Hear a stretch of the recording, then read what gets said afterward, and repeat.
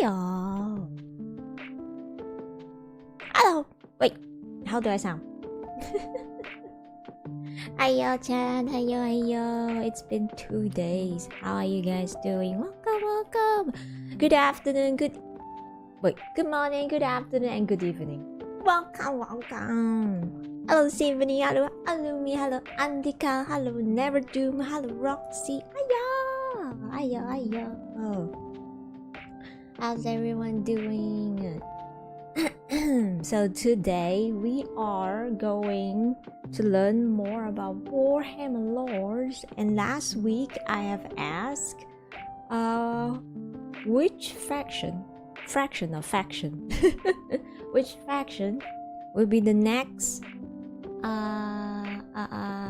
video, I mean the lore. It's in the next lore that we're gonna learn. And then a lot of people have chosen orcs. So here we are.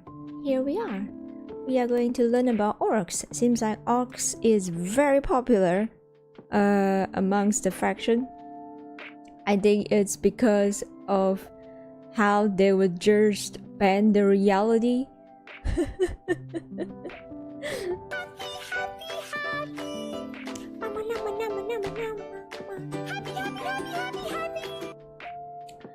Orcs are fun, a lot less depressing than literally every other faction.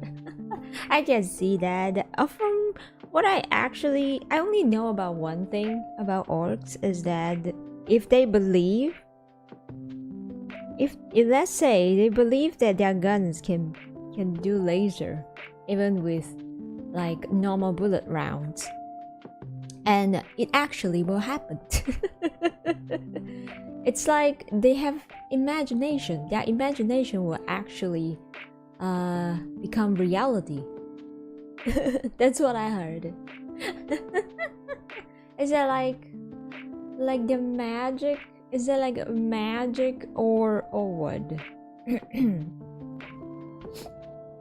Okay, so I have like 3 videos, lore videos we can watch. That's actually like, how do you call it? There are some lore videos that are actually so old, so I don't know if I should pick those, because I pick them depending on how many views, right? Depending on how many views, but those where reach like more than like 1 million are usually super old video. yeah I'm not so sure if they will have like update versions of lore. I don't know. Do they, or do they just stay about the same? It's iffy on how far the war goes. There's a lot of back and forth.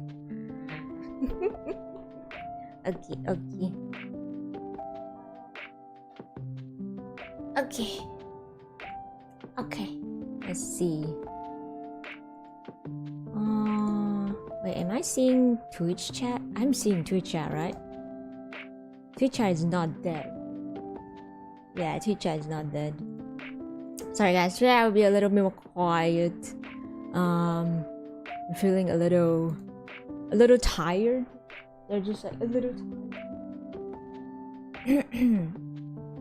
I'm here. Thank you to have pad. Thank you. Yeah, I'm worried that it disconnect again. Things disconnect again.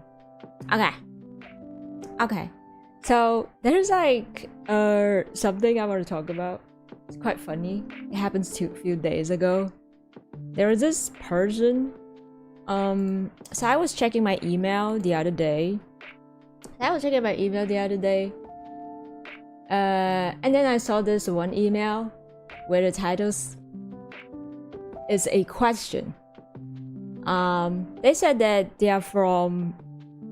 So they said that their account's name, right? I don't know who. They said their account's name, and then they asked me a question of like, what difficulty are you playing on? My account is not verified, so I cannot chat in the chat. I was like, what? You email me just to ask that question? No, because you couldn't type in the chat. Because you couldn't type in the chat. So you email me with that question you wanted to ask me during that stream.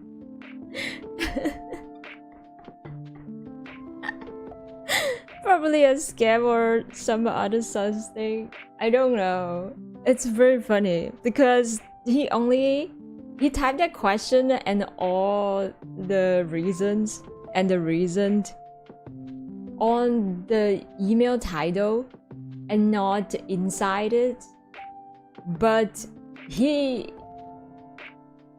literally doxed himself, you know. Like if you use your phone to send email, there's like a settings where the phone will automatically put your name at the end. Put your name at the end and then it's like sent from something, right? He literally included that thing in his email and sent it to me. He literally doxed himself. That is, I can see his real name there. Banned people involving. No, I didn't know. It's not banned people. It's like their account's not old enough to be able to comment the chat. I remember. I think it's a Twitch. I'm assuming that this is from Twitch. You saw my stream last time from Twitch, because on Twitch I have this. I have something like if your account have to be older than like at least 6 months. At least 6 months before you can comment. Yeah, before you can chat. Yeah. So I guess since maybe they are using a new account, so they couldn't chat, but they kind of want to chat. So they found my email and emailed me.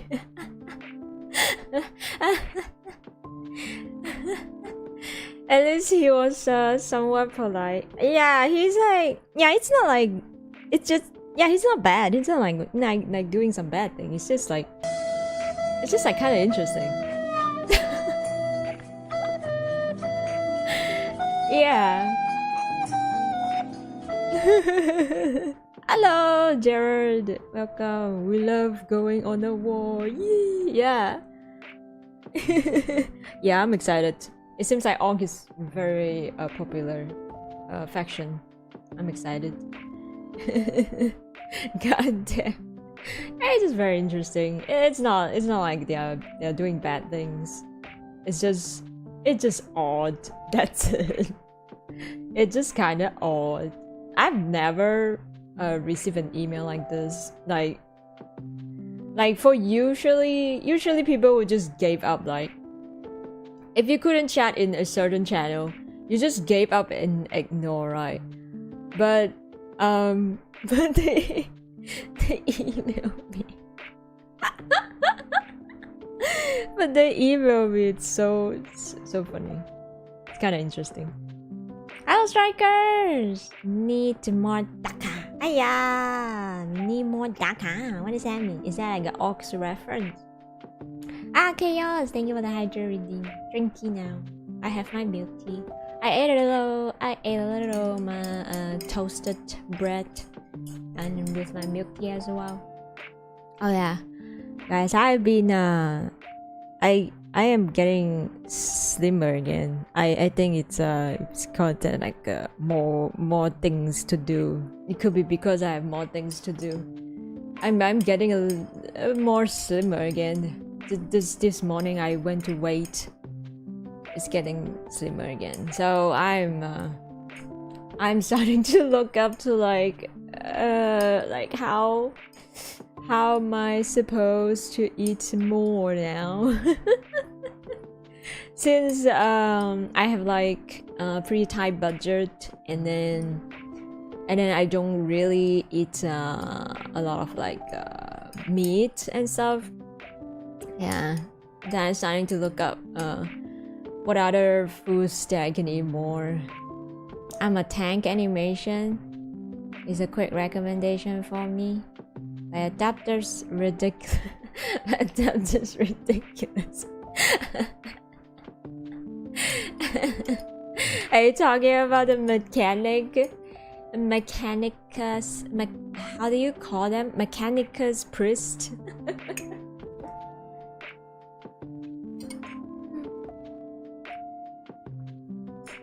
Canned beans mixed with oats and breadcrumbs and fried in oil. That tastes good. Yeah, I'm gonna try. I have like beans and stuff in my kitchen, and then I'm gonna try more varieties. I legit just eat a lot of veggies. And rice. Maybe I should eat more rice too. At least rice is somewhat cheap. Still cheaper. Yeah. Yes, but Dr. Ridiculous is a podcast. Oh, is that the channel that links with Brecky? Love your chill vibes. Hi. Thank you. Yeah, we're just here to chill. I want to see. My knee, stop. My knee is fine.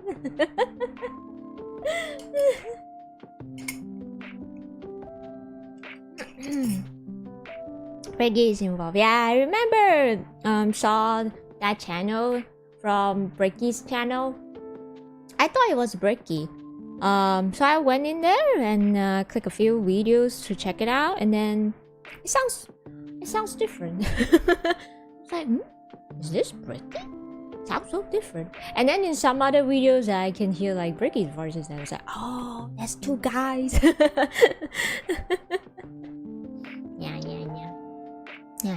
Yeah, I'm gonna like look up more recipe where I can actually eat and gain some weight, and definitely to eat like extra like a meal in between the main meals. Yeah, I'm doing that. I'm actually into doing that. I've been telling myself that I have to do that. But I always just forgot because I'm too focused on working. And then I'm lazy to just get up and try to make food. I'm just so lazy. Yeah. You're gonna watch a video about lore and play afterwards? We're just gonna watch videos. It's just gonna watch video and chill. You got more meat in the wish list. I put one meat item in my throne. Yeah, and then the rest are ramen. Wait, I need to check. How much ramen?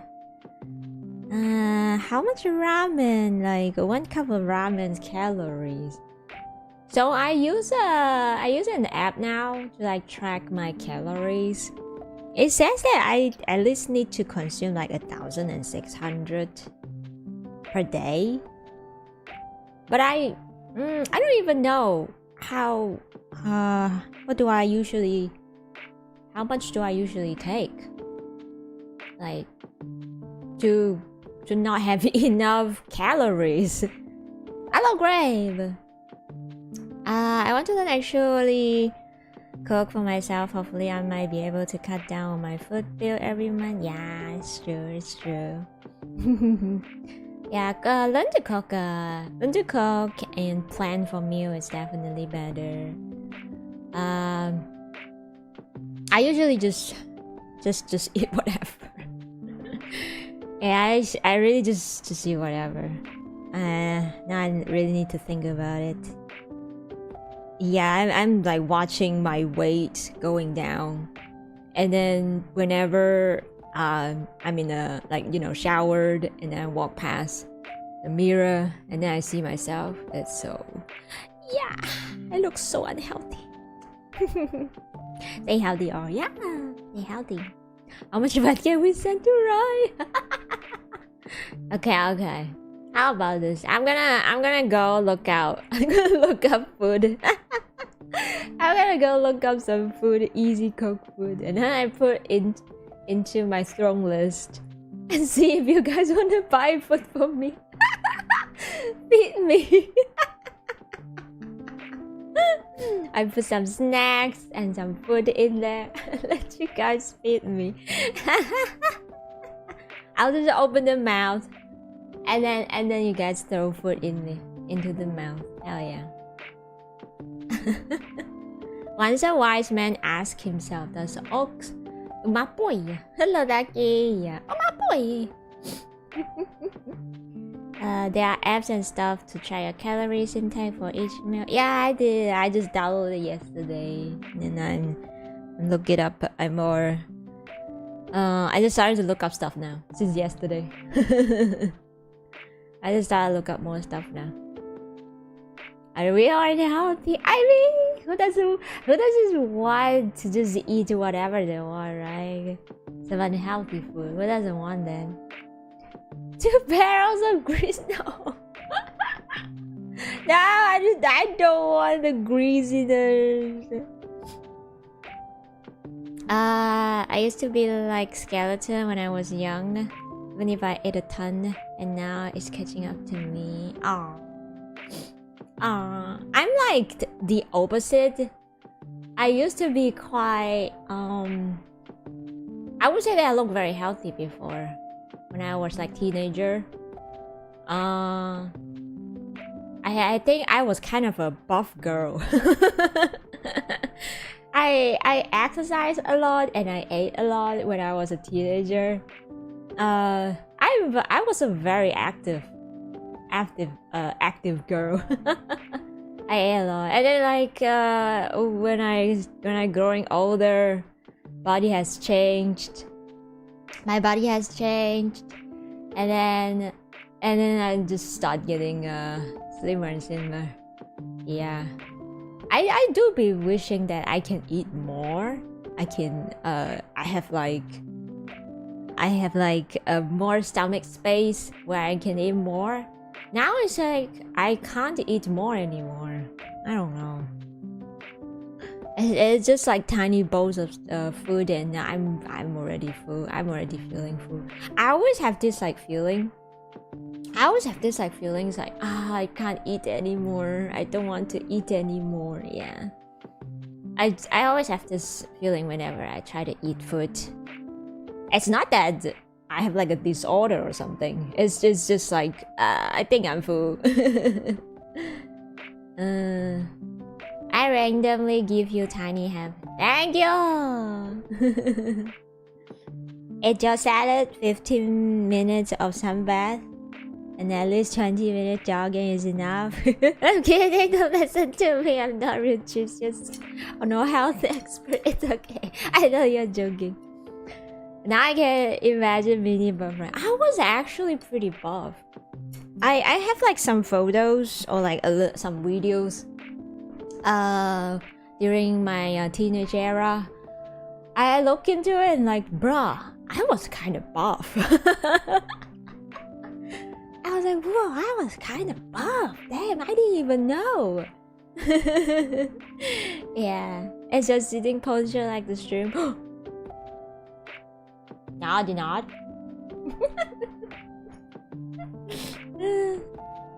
I did not. No.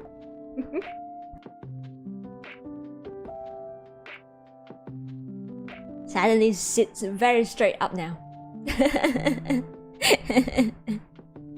Yeah, I do. I kind of miss my younger me, you know. So energetic. Just eat whatever my mom's fed me, and just like I was actually able to just eat whatever I want, and I don't have any problem with my body. Yeah, I just don't have any problem. And then I think when I grow older, there's like food that I cannot eat because of allergy, and then there's like just a lot of factors because I grew up, and because I grew older, and then body has been changing.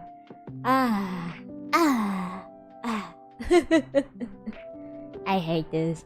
I actually, yeah, I hate that my body just changed, you know. When you grow older, things just change. It's like you don't know your body anymore. And it has been always changing. I lost a lot of athleticism. I can't even run now. Really, my legs have become huge jello. No. I'm more like just doing yoga, stretching. With my current weight, I actually kind of don't want to do extreme workout anymore. So I'm just gonna do more yoga. I would just like do a very simple, you know, how do you call that again? Squat, like sit up, train my thighs and my abs. I think my bicep too. I think those are enough for now. I actually have like a pretty good bicep. Even though I'm kind of slim, I have a pretty good bicep. Even though it's like slim, but still. Yeah, I'm just gonna do like the basic things. Well, I haven't been working out for like quite a very long time. Actually, I don't know. Maybe actually, should I like work out? I think maybe I should work out because I remember when you work out, you will burn more fat, right? And then your body would just send a signal to your brain. It's like, I want to eat, I need to eat, and then you started to eat more. Maybe I should do that. Maybe. Nowadays I'm like, because I haven't worked out for a while now, because I was busy and then tired. I was always tired. I haven't been sleeping well for a while. That's why I'm so tired. And then I couldn't do anything. So I guess it was because like that, and then my weight just started to drop a lot. Maybe? Yeah, I think so. However, at least now I can control my weight. Oh, same, though I'm still a gluten. Sometimes I just crawl randomly as a sort of exercise. I'll go with the tail stabs. They're pretty good. Oh, tail stab. Like the tiptoe thing. I can't run an entire football field anymore before I lose my breath. Also, my knees hurt. Oh man. Muscle GB Rine. Yeah, muscle. Yes, but enjoy the first 15 days so your body can get used to the gym workout. Yeah, if I want to get back to it, I gotta get past the muscle sore part again. It's like got a condition randomly out of completely nowhere back in high school that prevented me from doing any kind of activity that meant too much movement and other factors. No, you must be blessed then. I must be blessed then. I'm better now, but long time without a lot of movement takes a toll. Yeah, moving around is definitely so important for like our body. I mean, just imagine like a rubber. Imagine your body as a rubber. If you did not stretch them, constantly stretching them, at the end it will become very, it will solidify, and then it will break. Yeah, it will solidify, and then you will have so much problem. If you wanna work out again or like do more activity stuff again, it will hurt. You will hurt yourself, and I don't want that. I'm not that old yet. I don't want to feel old. I don't want to feel old because I'm not moving enough. If only I could get an Xbox 360 to play more Kinect games. Yo, I think I need a ring fit. Maybe I need a ring fit. I only get fat when I eat equivalent of 5 rice meals a day. Wait, should I actually do that? Maybe I need to. If I want to go extreme mode. I actually may need to do that. Should I even use my trike bike? No, not the cracking these. I remember that was just a long time ago. It was quite a long time ago when I first getting into workout, and then I did the squat. I don't know how to use my thigh muscles, so instead I used my knee, and I hurt my knee, and then my knees has not been good anymore since then. But I think my knee is better now. It was been a while when my knee was not good. I couldn't bend at all because of that. I did it wrong.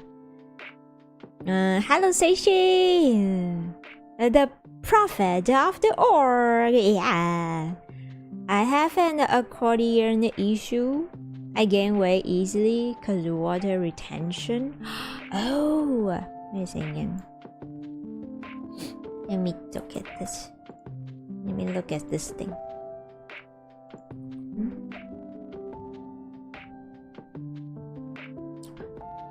Why does it show an instrument?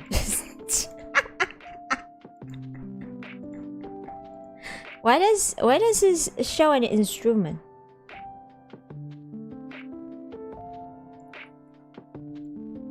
What the? Okay, water retention.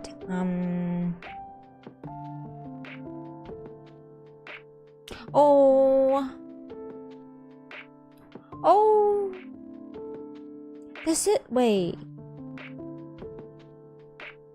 is it painful? Water retention. The accumulation of excess fluids in body tissues, resulting in swelling and puffiness in areas like legs, ankle, feet, face, and hands. Does it hurt?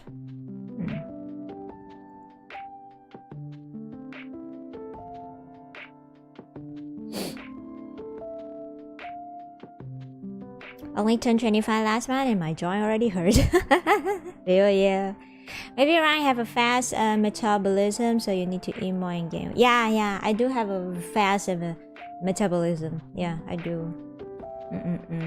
So I just need to. Actually, I need to eat more. Actually, eat more, exercise.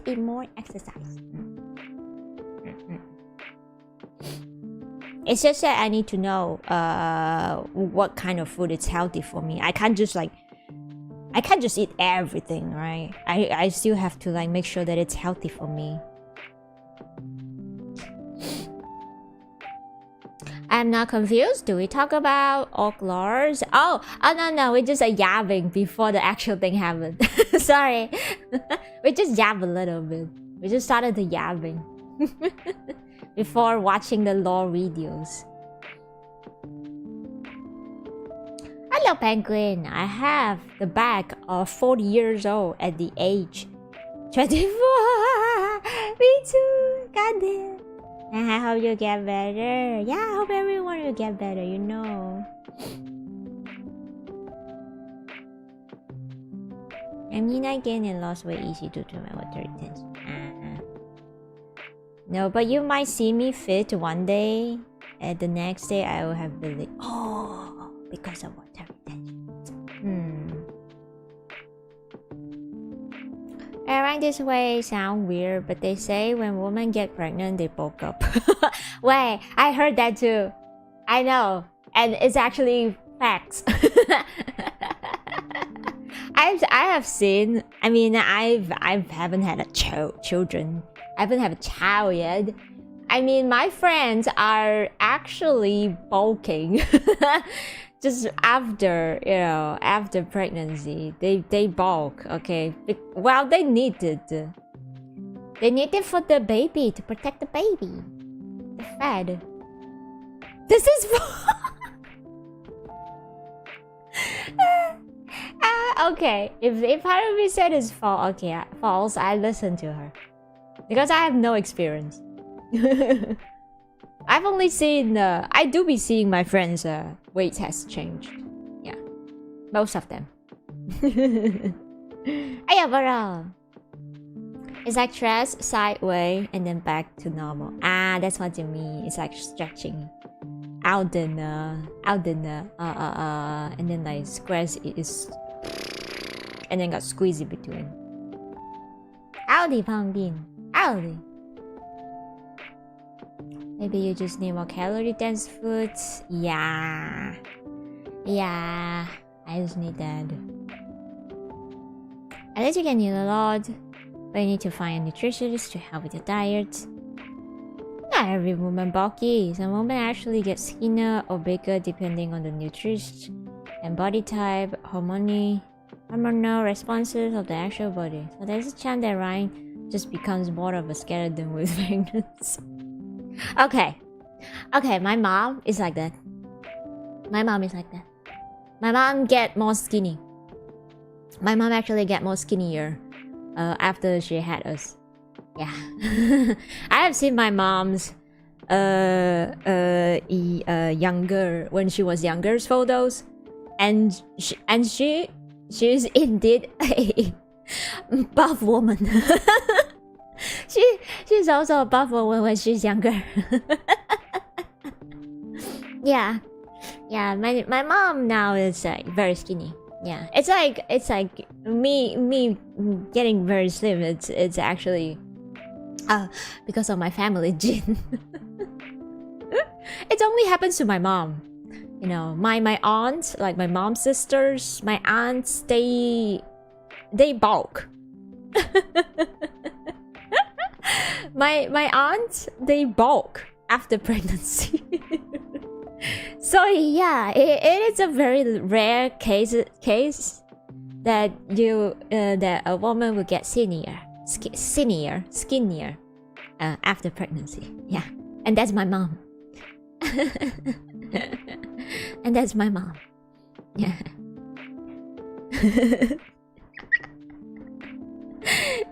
Don't get me wrong, there are women that have bulked up. But basically, effort affects women different ways. Yeah, that's true. It's just that most of the women that we saw at the pregnancy, they kind of just bulk up. Actually, not just the mom, man. Even the dad, even daddy also bulk up.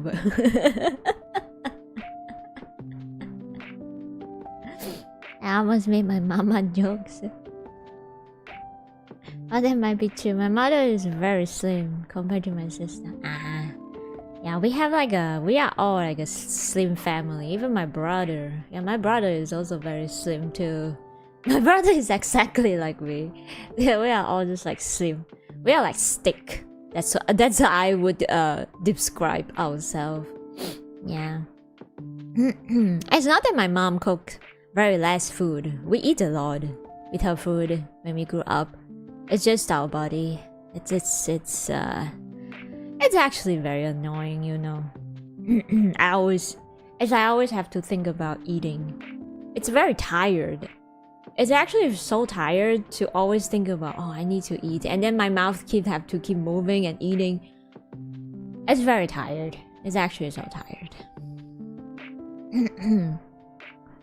If you won't play Goo Goo Baby, Super Crit is going to force you to help her make Goo Goo Baby. I want Super Crit I want to play Goo Goo Baby with Super Quick. At least she will take care of me, right? And having no allergies, I can eat anything. I'm almost turning her into a baby because she's throwing her races too much. If I want to get bulky, I just need to make woman pregnant. Yes. My woman pregnant. You'll get bulky too. The ogre cow. Oh my god! Ogre cow. Yeah. I may actually just like ogre cow.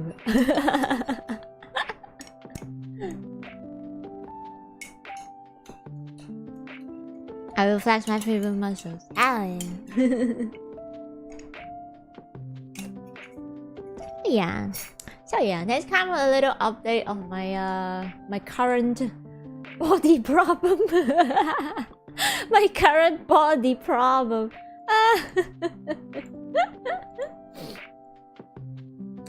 I always have body problem. You can get a woman pregnant, but you can always bulk up just by eating the mouth. He wants to be a responsibility man. Yeah, he wants to feel the responsibility, and then he did that. Body problem. Oh man, I still remember that. My aunt's jokes about something about my body. Because I'm like, everyone knows that I'm very slim, right? And everyone, it's so annoying, I'm telling you. It's so annoying. Everyone always said that, are you getting slimmer? You should eat more. And I'm like, I'm eating more than you, bro. And then they have this thing jokes about like, they are guessing that if I get pregnant, I might be the one that get bald. Because it's always like the opposite. That's what they think about. Because it's like the opposite. Now you're slim, and then after pregnancy you get bald. Hello, Mama. Is that right? Yeah, it's me. It's me. Stop eating a bunch of ramen. I can't say no. Ramen is tasty. If I put actual food, would you guys buy it for me? If I put actual food, would you buy? Pizza diet? Oh, maybe I have to. I look clue. No.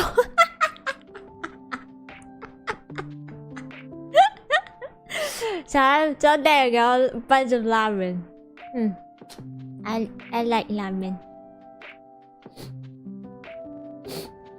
I can relate to them. My distant family member suspect me taking illegal. Distant family member suspect me taking illegal substance. Oh man. Oh yeah, Momo is also the same as me. Momo is also the same as me.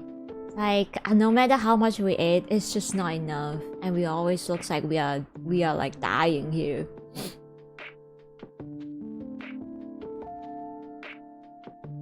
We do that, we say. So yes.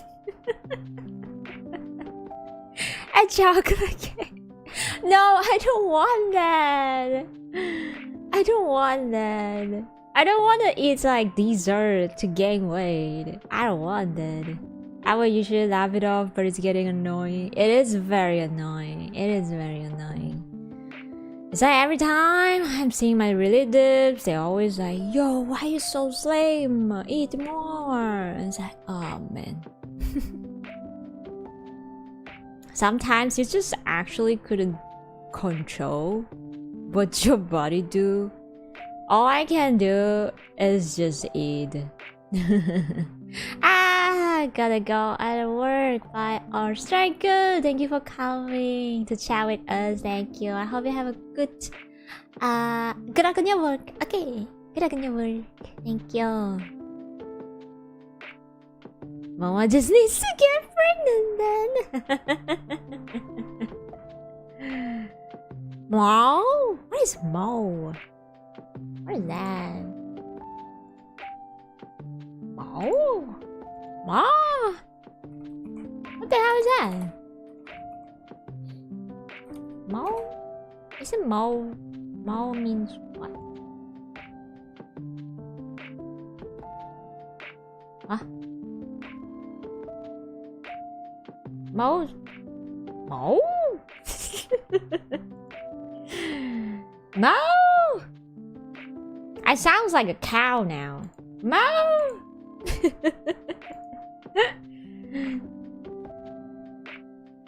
Not the animal. Mo! By the way, Rine. Yes. Yes.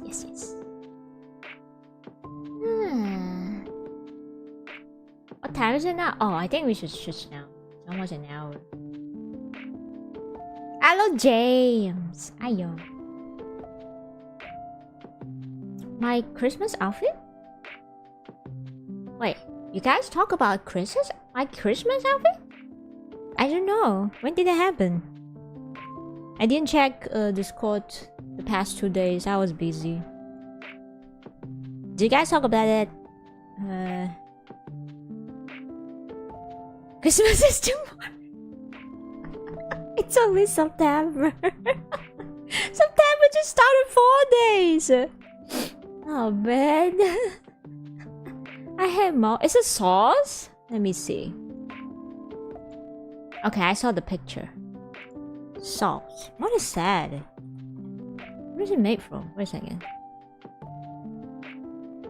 It's a traditional complex Mexican sauce originating from meaning a mixture or sauce. It is known for its deep layered flavor from a rich blend of ingredients like dried chilies, fruit, nuts, and spices. Ooh, sounds good. Wait, Opera doesn't like it? Why? What does it taste like? Huh? Often including chocolate or cocoa? Wait, what? Chilies? Fruits, nuts, and spices, and then including chocolate? Served as a versatile sauce and is considered Mexico's national dish. Typically served over meats, poultry, or vegetables.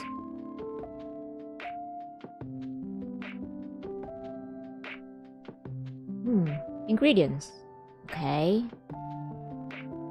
Chili, spice, fruits, nuts and seeds. Sounds okay, sounds pretty good.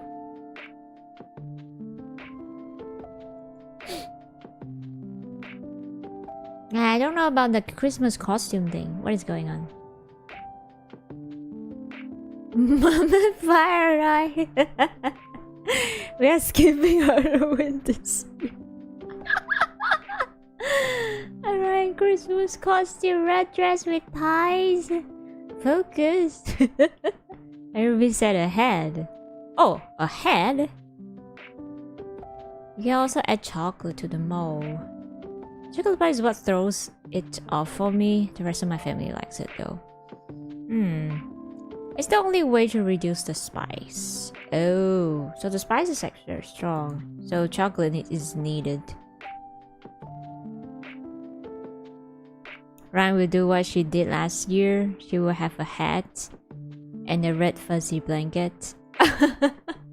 Oh man, wait, last year I was still using my old model. Yeah, this year what should I look like? What should I look like? How do I dress up? How should I dress, right? How about cute Jiangxi, right? Oh, that is so cute. That would be so cute since I'm Chinese, right? Yeah. Jiangxi, like zombies. Chinese version of zombie. Have you guys seen the Chinese version of zombies? They are so funny. How about chills and Nogara? You can handle that? Oh, let me check. Would be so cute. Do me a favor? The jumping, yeah, the jumping one. They are so cute. It's so funny. Oh wow, is that a huge pepper there? It's like a white sauce and a huge pepper. It's a celebrated Mexican national dish from okay, I may butcher the pronunciation of this word. Puebla. Puebla? Featuring poblano peppers, stuffed with a savory sweet picadillo of ground meat and seasonal fruits. then topped with a creamy walnut sauce. Oh, that sounds good. Pomegranate, seeds, and parsley. I can! With all of the P. Wait, all of these ingredients start with the P. So interesting. Oh wait, what happened? Oh, thank you for the beats, Momo. Thank you. Also, hello, Kikad. Hello, Kikad. Thank you, Momo. Thank you. Do me a favor, look up Chi from Genshin. Chi from Genshin. Okay.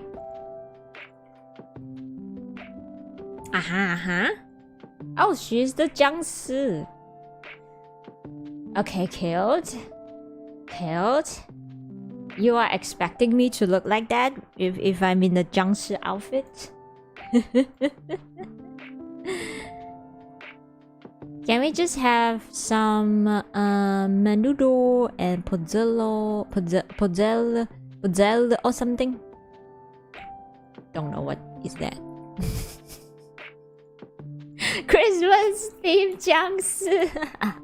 Actually, it's so creative. Actually, very creative.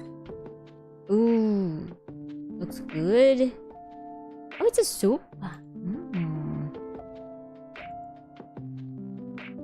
A Filipino stew made with pork and liver. No liver. In a tomato sauce. And a Mexican soup made with beet stripe in a red chili broth. Okay. You know what? Chili. Oh, wait. Beef stripe is cow stomach. Okay, no. Only the pork part is attractive to me.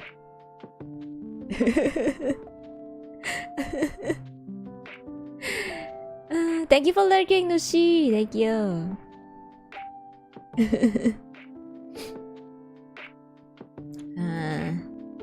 Podzol. Am I pronouncing it correctly? I'm gonna get cancelled with all of this pronunciation. Oh, looks so good.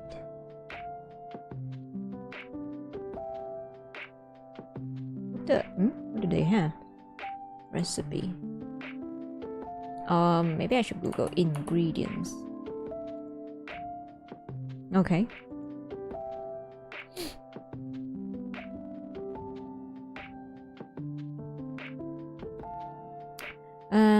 Typically pork and chicken, along with dried chilies like guajillo and ancho for the signature red broth, or fresh ingredients like tomatillos.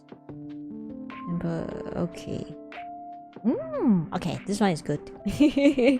No organs. I'm okay with that.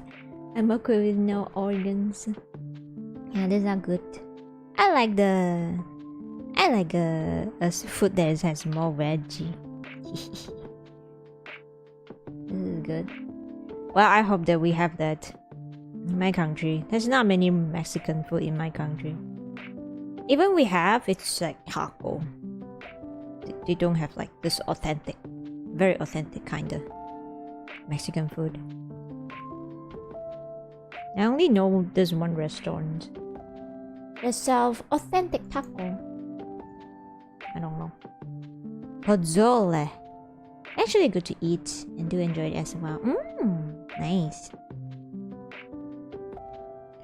Tamales. Oh, I've heard of that a lot. I heard of that a lot, even in the in movies and TV shows.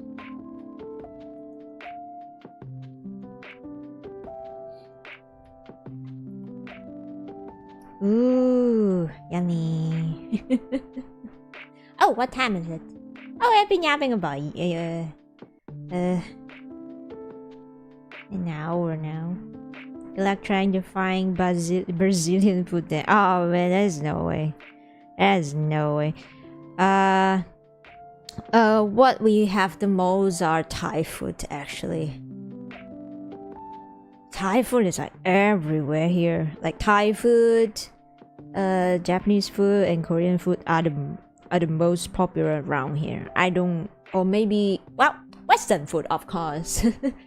Like pasta, pizza, burgers, all of this.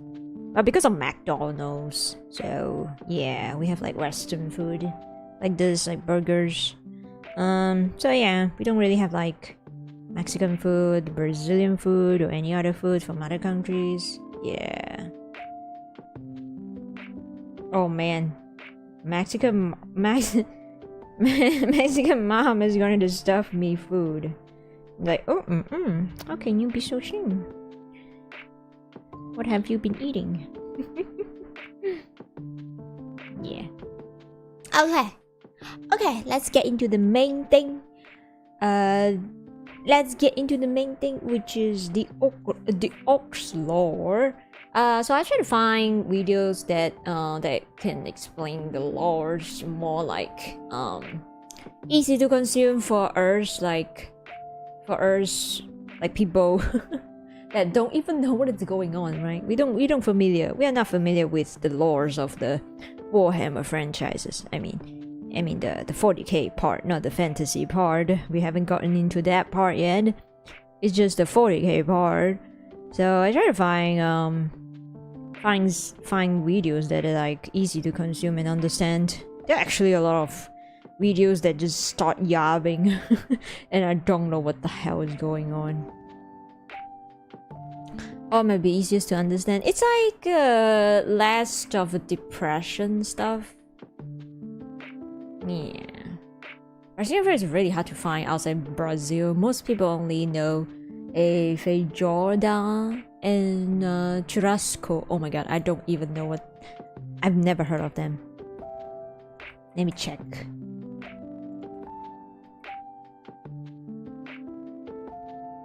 Black bean and meat stew. Ooh. Oh wait, okay. After seeing like some food, we kind of have like similar foods that looks like that. Yeah, it's like stew and beans and like some spices. They actually just looks about the same. Oh. Okay. Churrasco. Oh, this is crazy. Churrasco steak. Oh my god. That looks good.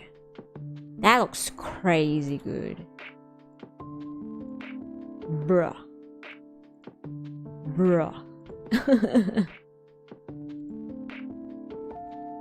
Alright, let me put an image. Give me a minute. Oh my god. This is churrasco. Oh my god. That looks good. Oh, just one fight. Yeah, that's true. Moving from Rine laws to orcs, yeah. Oh, this is not really Brazilian one? Okay, let me check.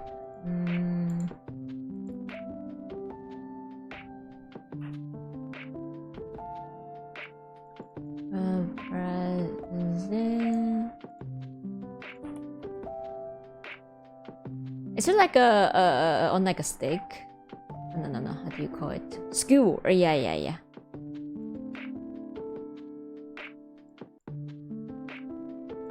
More like wait a second. I found some photos. More like what is it so small? More like this?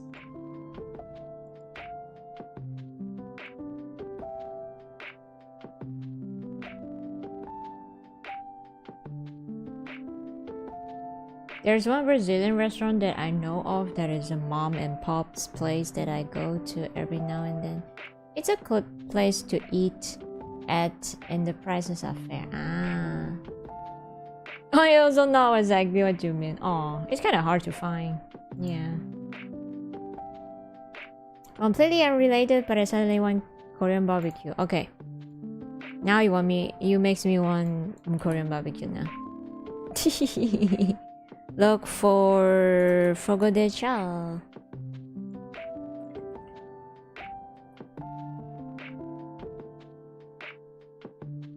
Oh, it's a restaurant? It looks like this.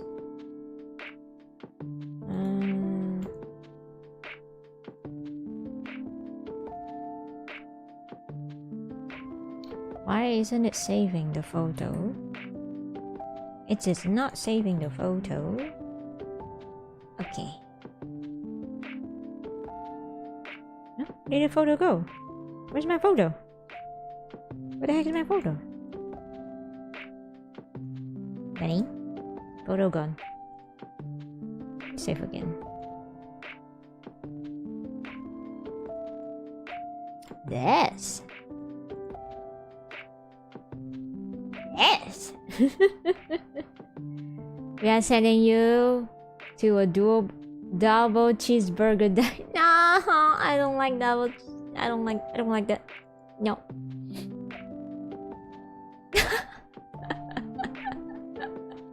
Speak. Okay. You know what? That's actually what I can find.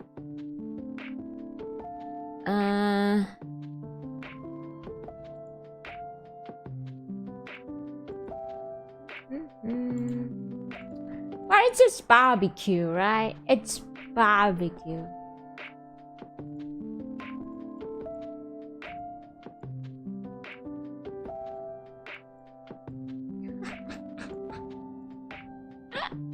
It's barbecue. Oh, it's a neat cut name. Okay. Okay, that with the amount of food that we are looking at, I cannot anymore. I'm getting hungry again. Okay, let's just look at the lore stuff. Give me a minute. I have the video ready. Hungry for some media. This would kill me otherwise. I'm feeling hungry. Look at all of the meat. The juicy meat. Okay. Let's come to this place.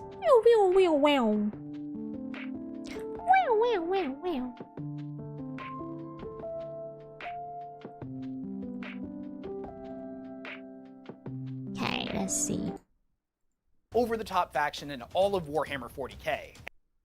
The Orcs are hands down the most crazy and over-the-top faction in all of Warhammer 40k, and personally, I think they're the most popular as well. Everybody in the 40k community. Oh, they're good. Oh, they're good.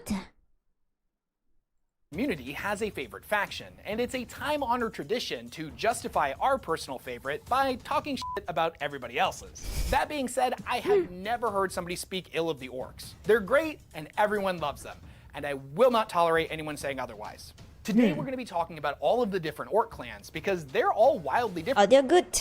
And have some pretty interesting. I'm assuming all they're good.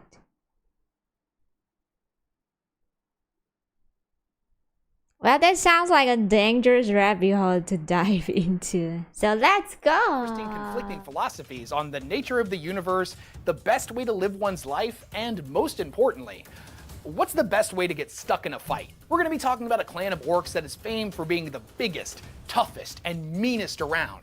Due to the fact that their primary strategy of warfare revolves around charging headlong into the enemy guns. A clan of orcs that is seen as outcast by all the rest, as they actually take the time to come up with tactics and strategies rather than just charging into the fight. A ridiculous concept to the orcs. We're also going to be talking about a clan that's not actually a clan at all, and is made up of a bunch of different orcs from different tribes that were kicked out for being a weird bunch of misfits. What? So what did they do instead? Band together and become pirates. We're going to be talking about all that and a whole lot more, but first a quick shout out to this video's sponsor, and then we're going to dive headfirst into Grimdark. Sponsor! If you've been watching my channel for a long time, then you know I'm a massive fan of Into the AM, as not only do they make some of the coolest graphic tees on the internet, but they've been a sponsor.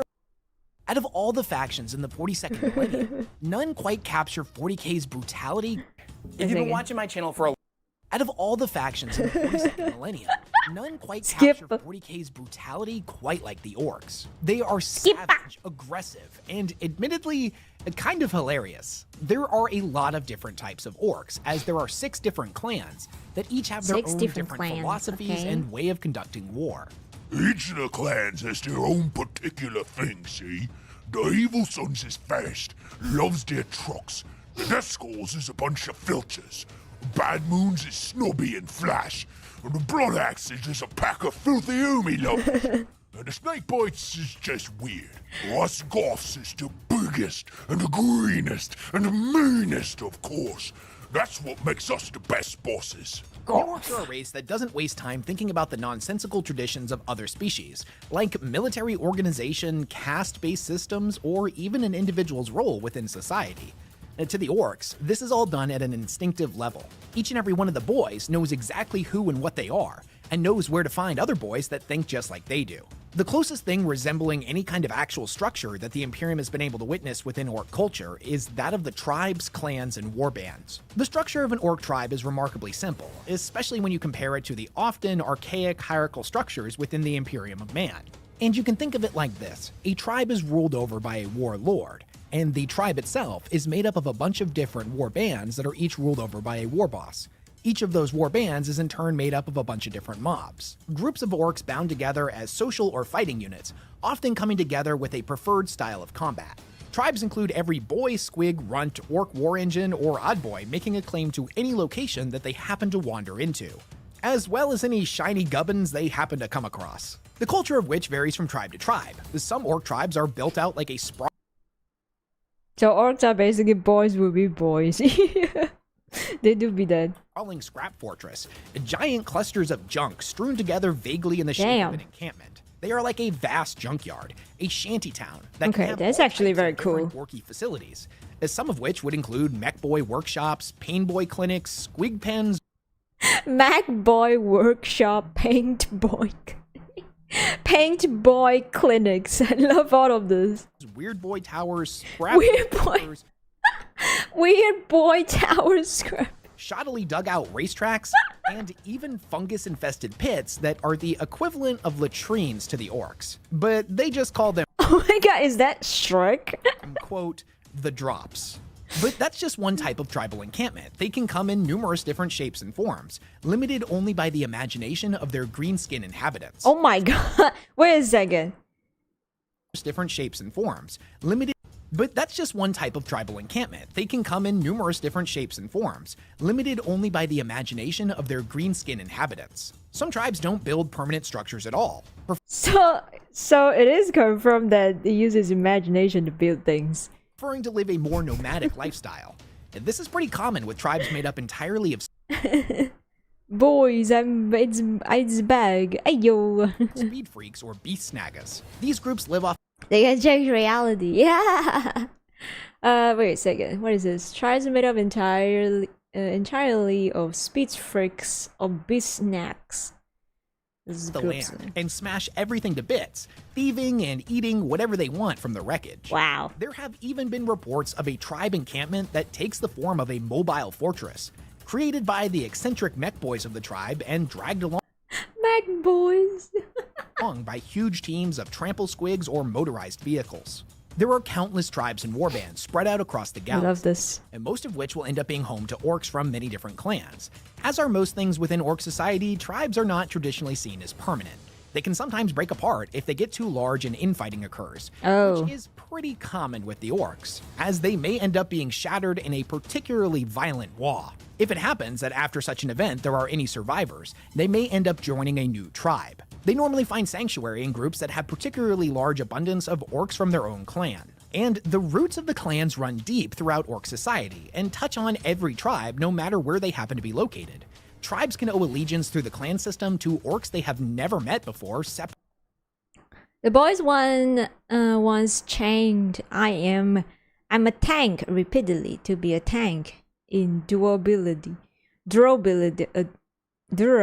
Wow. Separated by vast subsectors. If only it works for us too in reality. That would be so nice.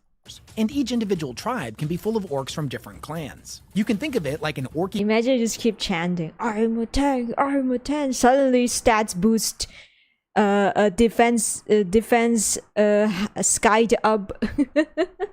caste system that is not enforced by societal norms or birthrights, but more so by something ingrained within the orcs at a subconscious level. You see, when each and every orc is created, they I never tried it before. It totally works. Maybe I should try more and then believe. Just have to believe, right? Believe, and it will happen. Instinctively know which clan they belong to. It's not a conscious choice that they make.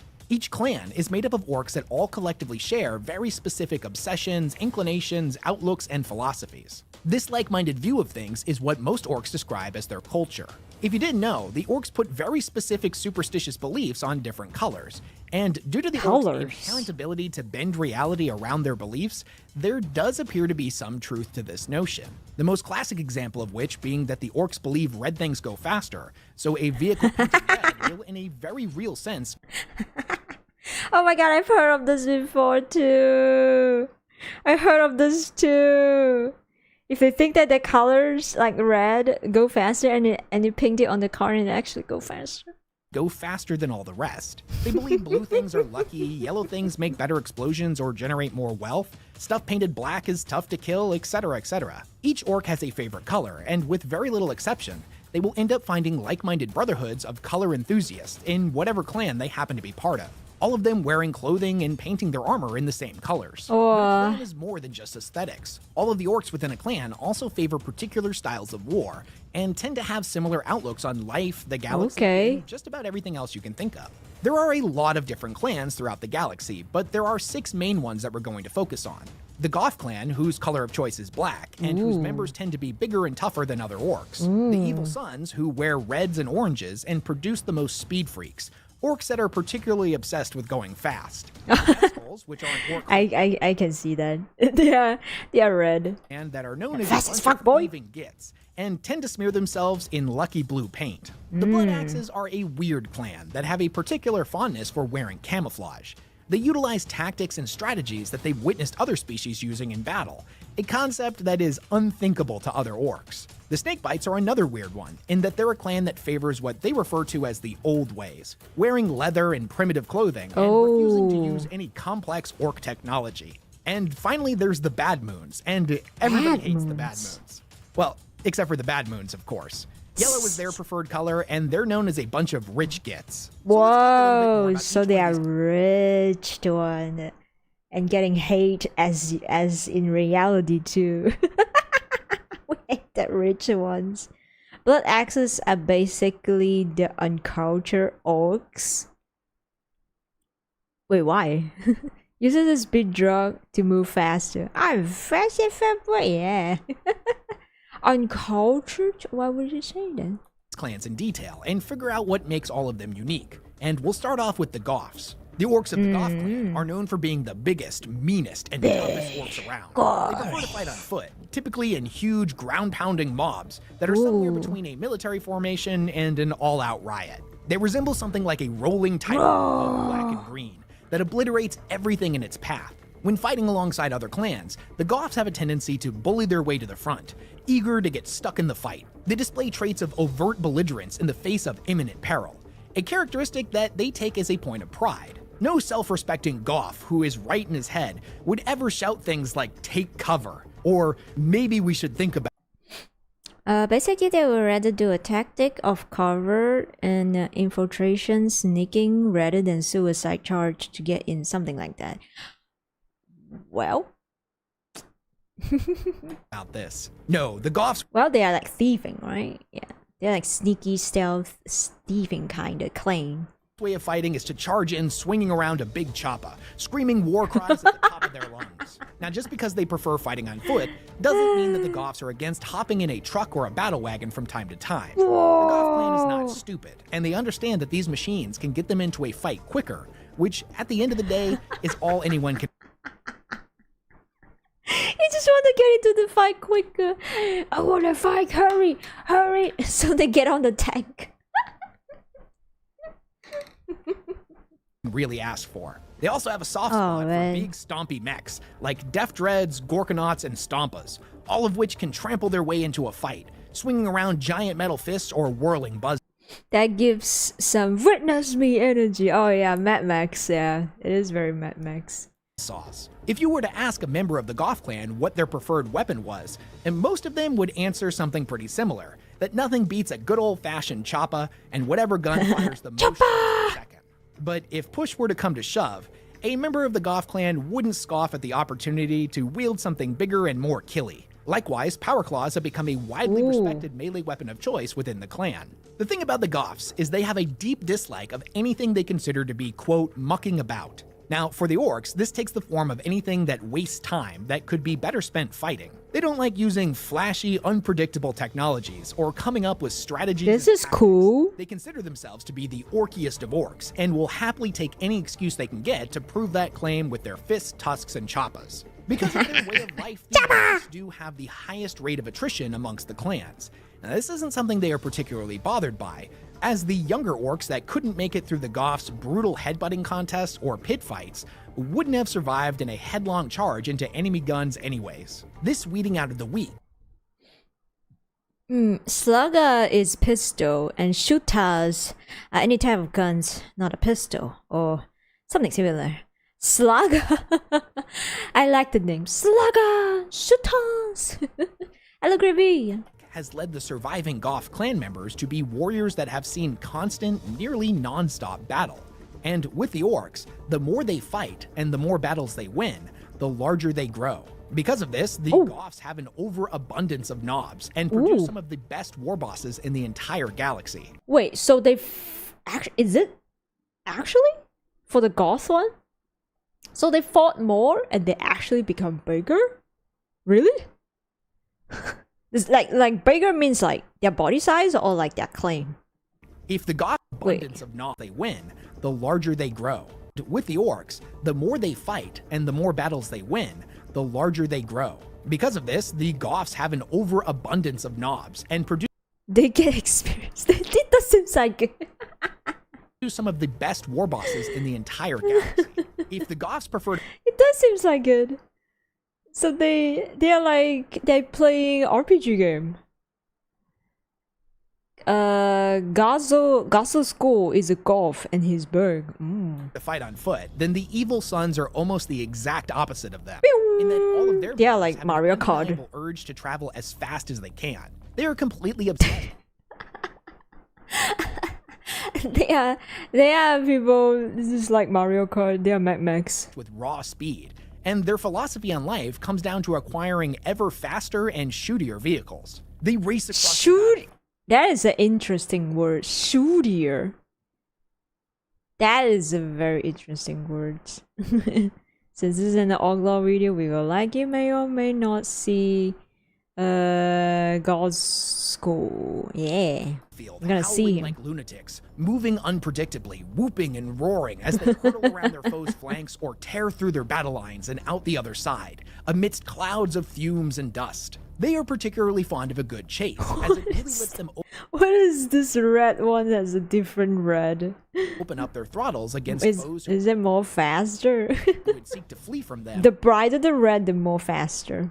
or even engage in hit-and-run style warfare. There are enemies that do this, Hit-and-run but find themselves style. in a life-or-death race against a pack of wildly grinning evil sons orcs. Their colors of choice are bright oranges and reds, which comes as little surprise considering the orcs' inherent belief that red things go faster. The orcs of the evil sons that manage to scrape together enough teeth will inevitably blow them on a souped-up dragsta or its equivalent from one of the mech boys' workshops.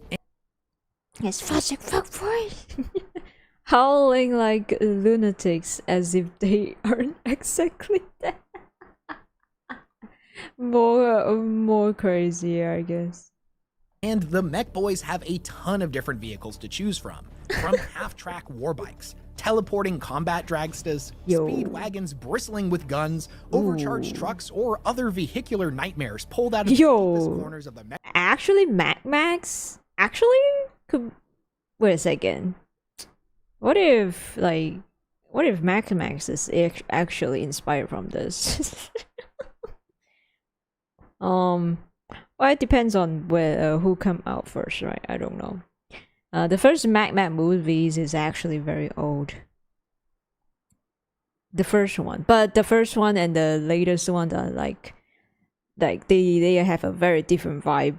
Yeah.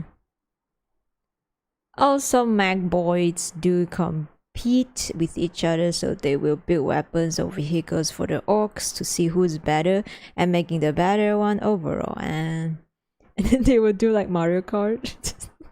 I believe it. Yeah, I believe too. Each of the orcs of the evil sons will end up customizing their lives. Like either I don't know how old is like this lore of orcs. I don't know who is older, but either maybe they inspire each other or something. I don't know.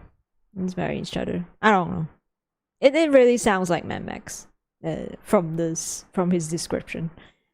With bizarre personal improvements. And it's not uncommon for the richest evil sons to drive contraptions powered by jet thrusters, bladed propellers, or squig oil fusion engines. These vehicles boast everything from crackling energy blasters to nose drills, and each of which, of course, wouldn't be complete without a giant red Go Fasta button that also doubles. Really? They have a button that just like go faster, beep. Very cartoonish. As a cigar lighter. Because of their obsession with speed, the evil sons tend to live a nomadic life, rarely staying in one place for long. It's important to know that although the evil sons have the so they're always moving speed freaks within their ranks, not all speed freaks are members of the evil sons. They are actually two completely different things. In fact, the speed freaks belong to an orc subculture that is oftentimes referred to as the cult of speed. These are orcs that are addicted to. I'm just here to post some additional orc lore if it doesn't appear here. Sure. Racing into battle as fast as possible, and they do so aboard whatever scrap metal speedster, souped up dragster, or warbike they can get. I have like 3 videos we can watch, so let's see. Their hands on. Speed freaks will often gather together in sizable mobs during the rare lulls between warfare. Yeah, and agree. engage in breakneck races around, or as is more often the case with the orcs, green right in imagination. I'll forgive you for thinking that other orcs would be upset by such displays, but the reality is they view it as peak entertainment, placing huge bets on whatever speed freak they believe will make it over the finish line first. Gamble! Peak entertainment! Hell yeah. Gambling. Yep, that's what I like to hear. Or conversely, who will end up on fire in a ditch. At the end of the day, all orcs like to go fast. Some just like it a lot more than others. Speed freaks can exist in any of the orc clans. Stormboys are orcs that polish their boots in public, which could be considered weird. Also, they attack. Information. Just the largest concentration of them happens to be within the evil sons. The currency that the evil sons use to purchase these vehicles are teeth, the orcs' most common form of currency. Teeth? Oh, hello, Gabriel. Thank you for the super chat. Thank you. More IRL, more streams when? Oh, they'll be in the future. I'm planning. Thank you. There'll be more IRL stream in the future. Planning. Thank you. I hope you're doing well, Gabriel. Thank you so much. Or to their language, tiff. God, tiff. And it makes sense for them to use these, as there's a steady supply and they grow at a very predictable rate. However, there is a clan known as the Bad Moons that has a natural advantage over other orcs in that their teeth grow at a much faster rate. Because the Bad Moons— Wait a second. So their teeth regrow?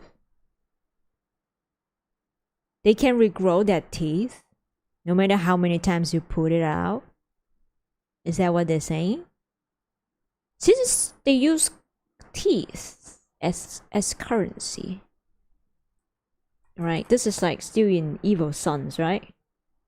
Just the largest concentration of them happens to be within the evil sons. The currency that the evil sons use to purchase these vehicles are within evil sons. The orcs' most common form of currency, and it— Right, imagination is one of the key factors.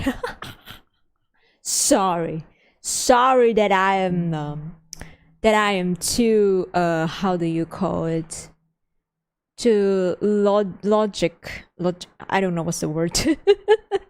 I'm thinking too logical. How about that? Sorry that I'm thinking too logical. Say yeah. Orcs are ridiculous. It's also because their teeth is yellow, and yellow means wealth. So you get it. Ah, I get it now. I get it now. I shouldn't use my common sense to think about orcs culture, right? Okay, I'm sorry.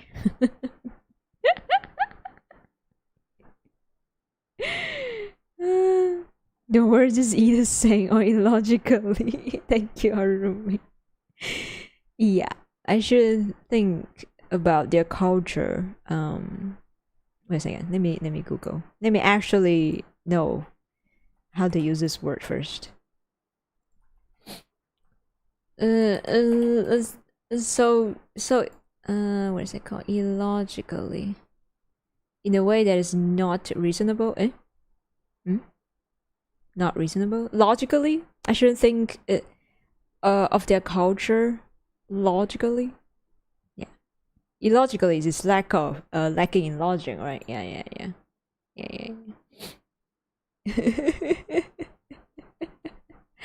As a Sigma from Overwatch said, the universe doesn't have to make sense to you. Yeah, that's true. Orcs doesn't make sense to me.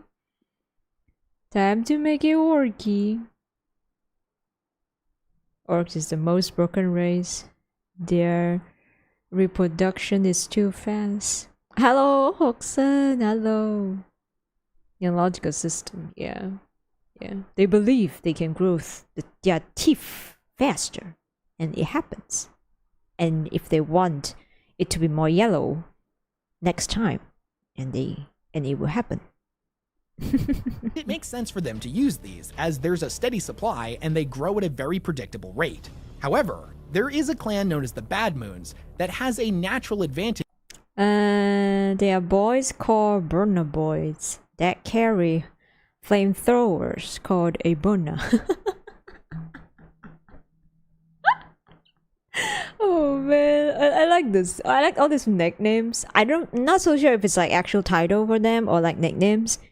It's like depends on your occupation, and then you add a boys behind it, like the mecha boys, the medic. If it's like medic, do they call them like a medic boys?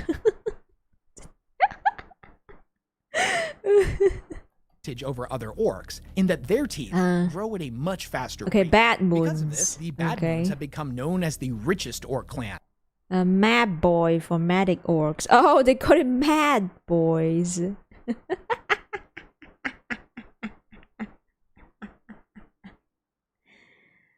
They have their own group that tanks things because they believe they are tanks. Yeah. Seishin just talk about it just now because they just like I am tank repeatedly saying that, and they actually tanks now. Okay, so Bad Moons are the ones that are the richest. And then because they grow their teeth very fast. And these orcs love flaunting their wealth.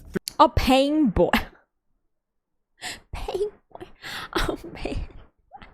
because injured, hurt, pain, so pain boy. Oh man. The mad dog. Oh, mad doctor. Is that what it means? Through garishly colored clothing, copious amounts of flashy gold piercings and jewelry, and even more gaudy hats and trinkets. But even more so, the Bad Moons put their teeth into ever more flashy and lethal custom war gear. They sport the most cutting edge of orc technology and have some of the biggest and killiest guns. And naturally, their clan color is yellow, which the orcs associate with wealth and better explosions. They plaster it on everything they own, whether it's on themselves or everything yellow. That looks like a banana here. That doesn't look like a moon now. Into war. Looks like a banana. Wait, oh my god, wait a second. A banana on his crouch? A reputation for being looters, mercilessly ransacking the temples and cultural centers of different species in order to steal everything golden or fancy they can get their claws on. Oftentimes, they will wear these ancient relics of significant importance to a different species as a trinket or trophy, or, as is more common, it melt them down. Forgot we have this emo. What is this emo? Wrap it up!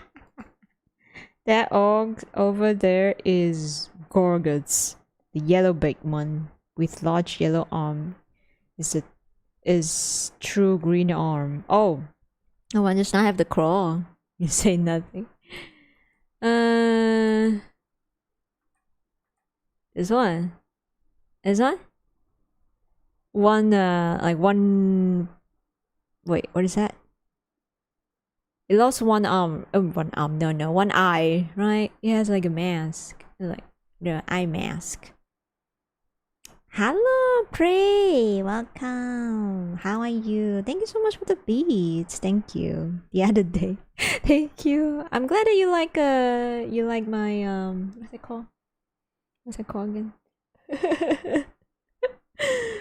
You like the Silk Song headsets. Thank you. Thank you for the beats too. Thank you.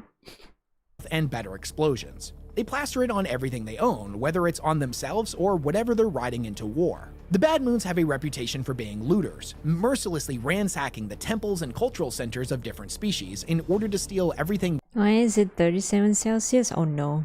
Cooking. Oh no. Hydrate. Remember to hydrate. Thanks again for the mask. I'm excited to use it. Yeah, I'm excited to see it too. Thank you.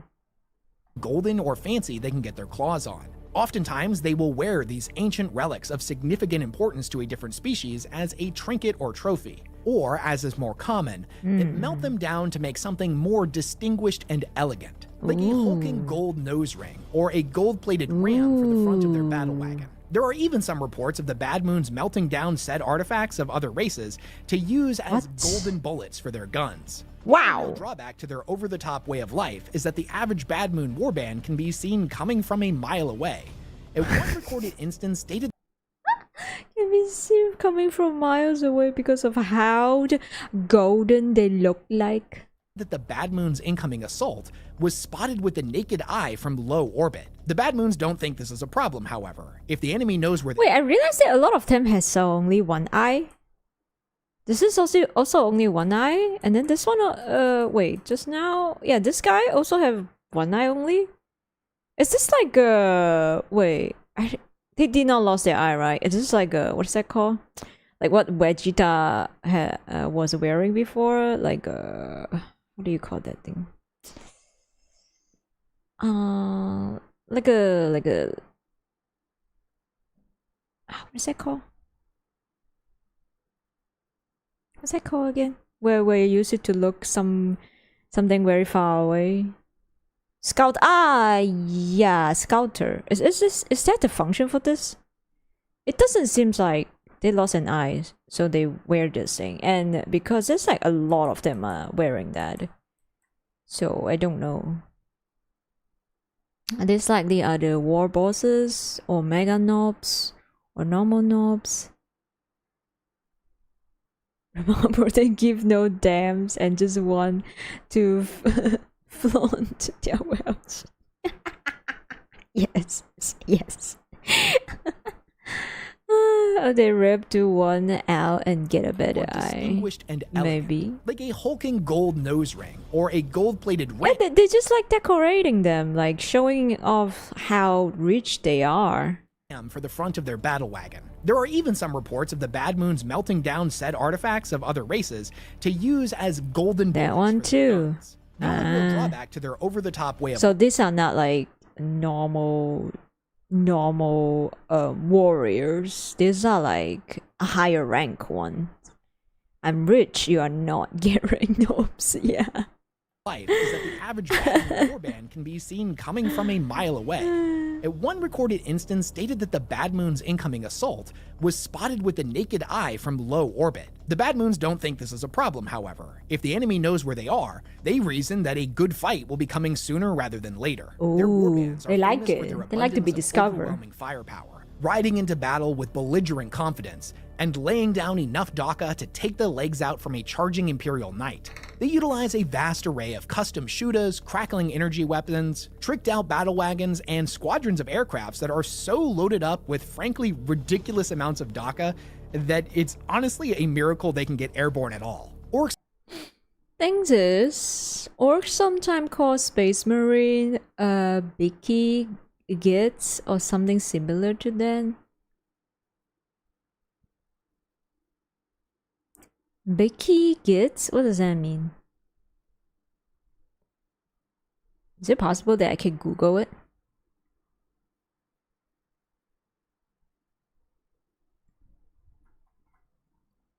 Is it like a negative word?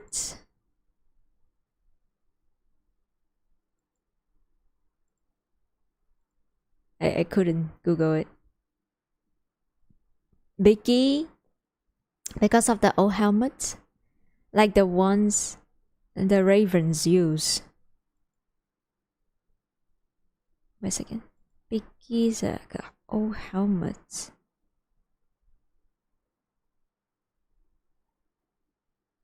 Bicky Kids.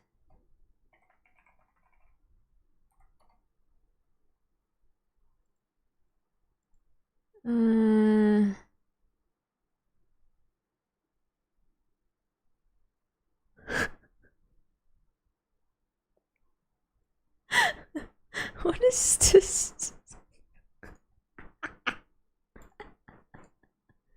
What is this? Why's we make an alliance with the set of Bicky Kids? Which the biggest, which the strongest, which the greenest? Leave the alliance for the Omis. No friends, only Taka. I search Reddit, this is what I see. What is this?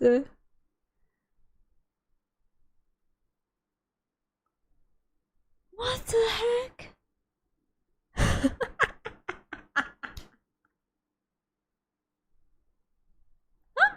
Why are they fighting? Why are they fighting against other subreddits? Why? What the frick? Oh my god.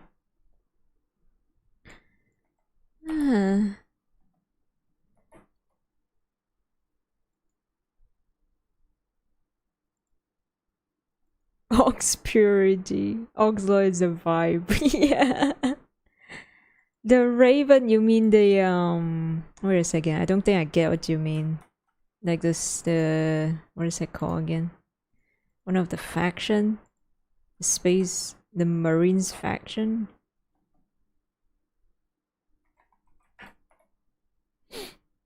The old ones? Let me check. Raven Guard? Is that what you're talking about? Wait, Blood Ravens. I have no idea. Wait, where am I? Okay, let's continue a bit. Orcs of other clans tend to look down on the Bad Moons, thinking them weak and show-offish. But the reality is that they're just as tough as the other orcs.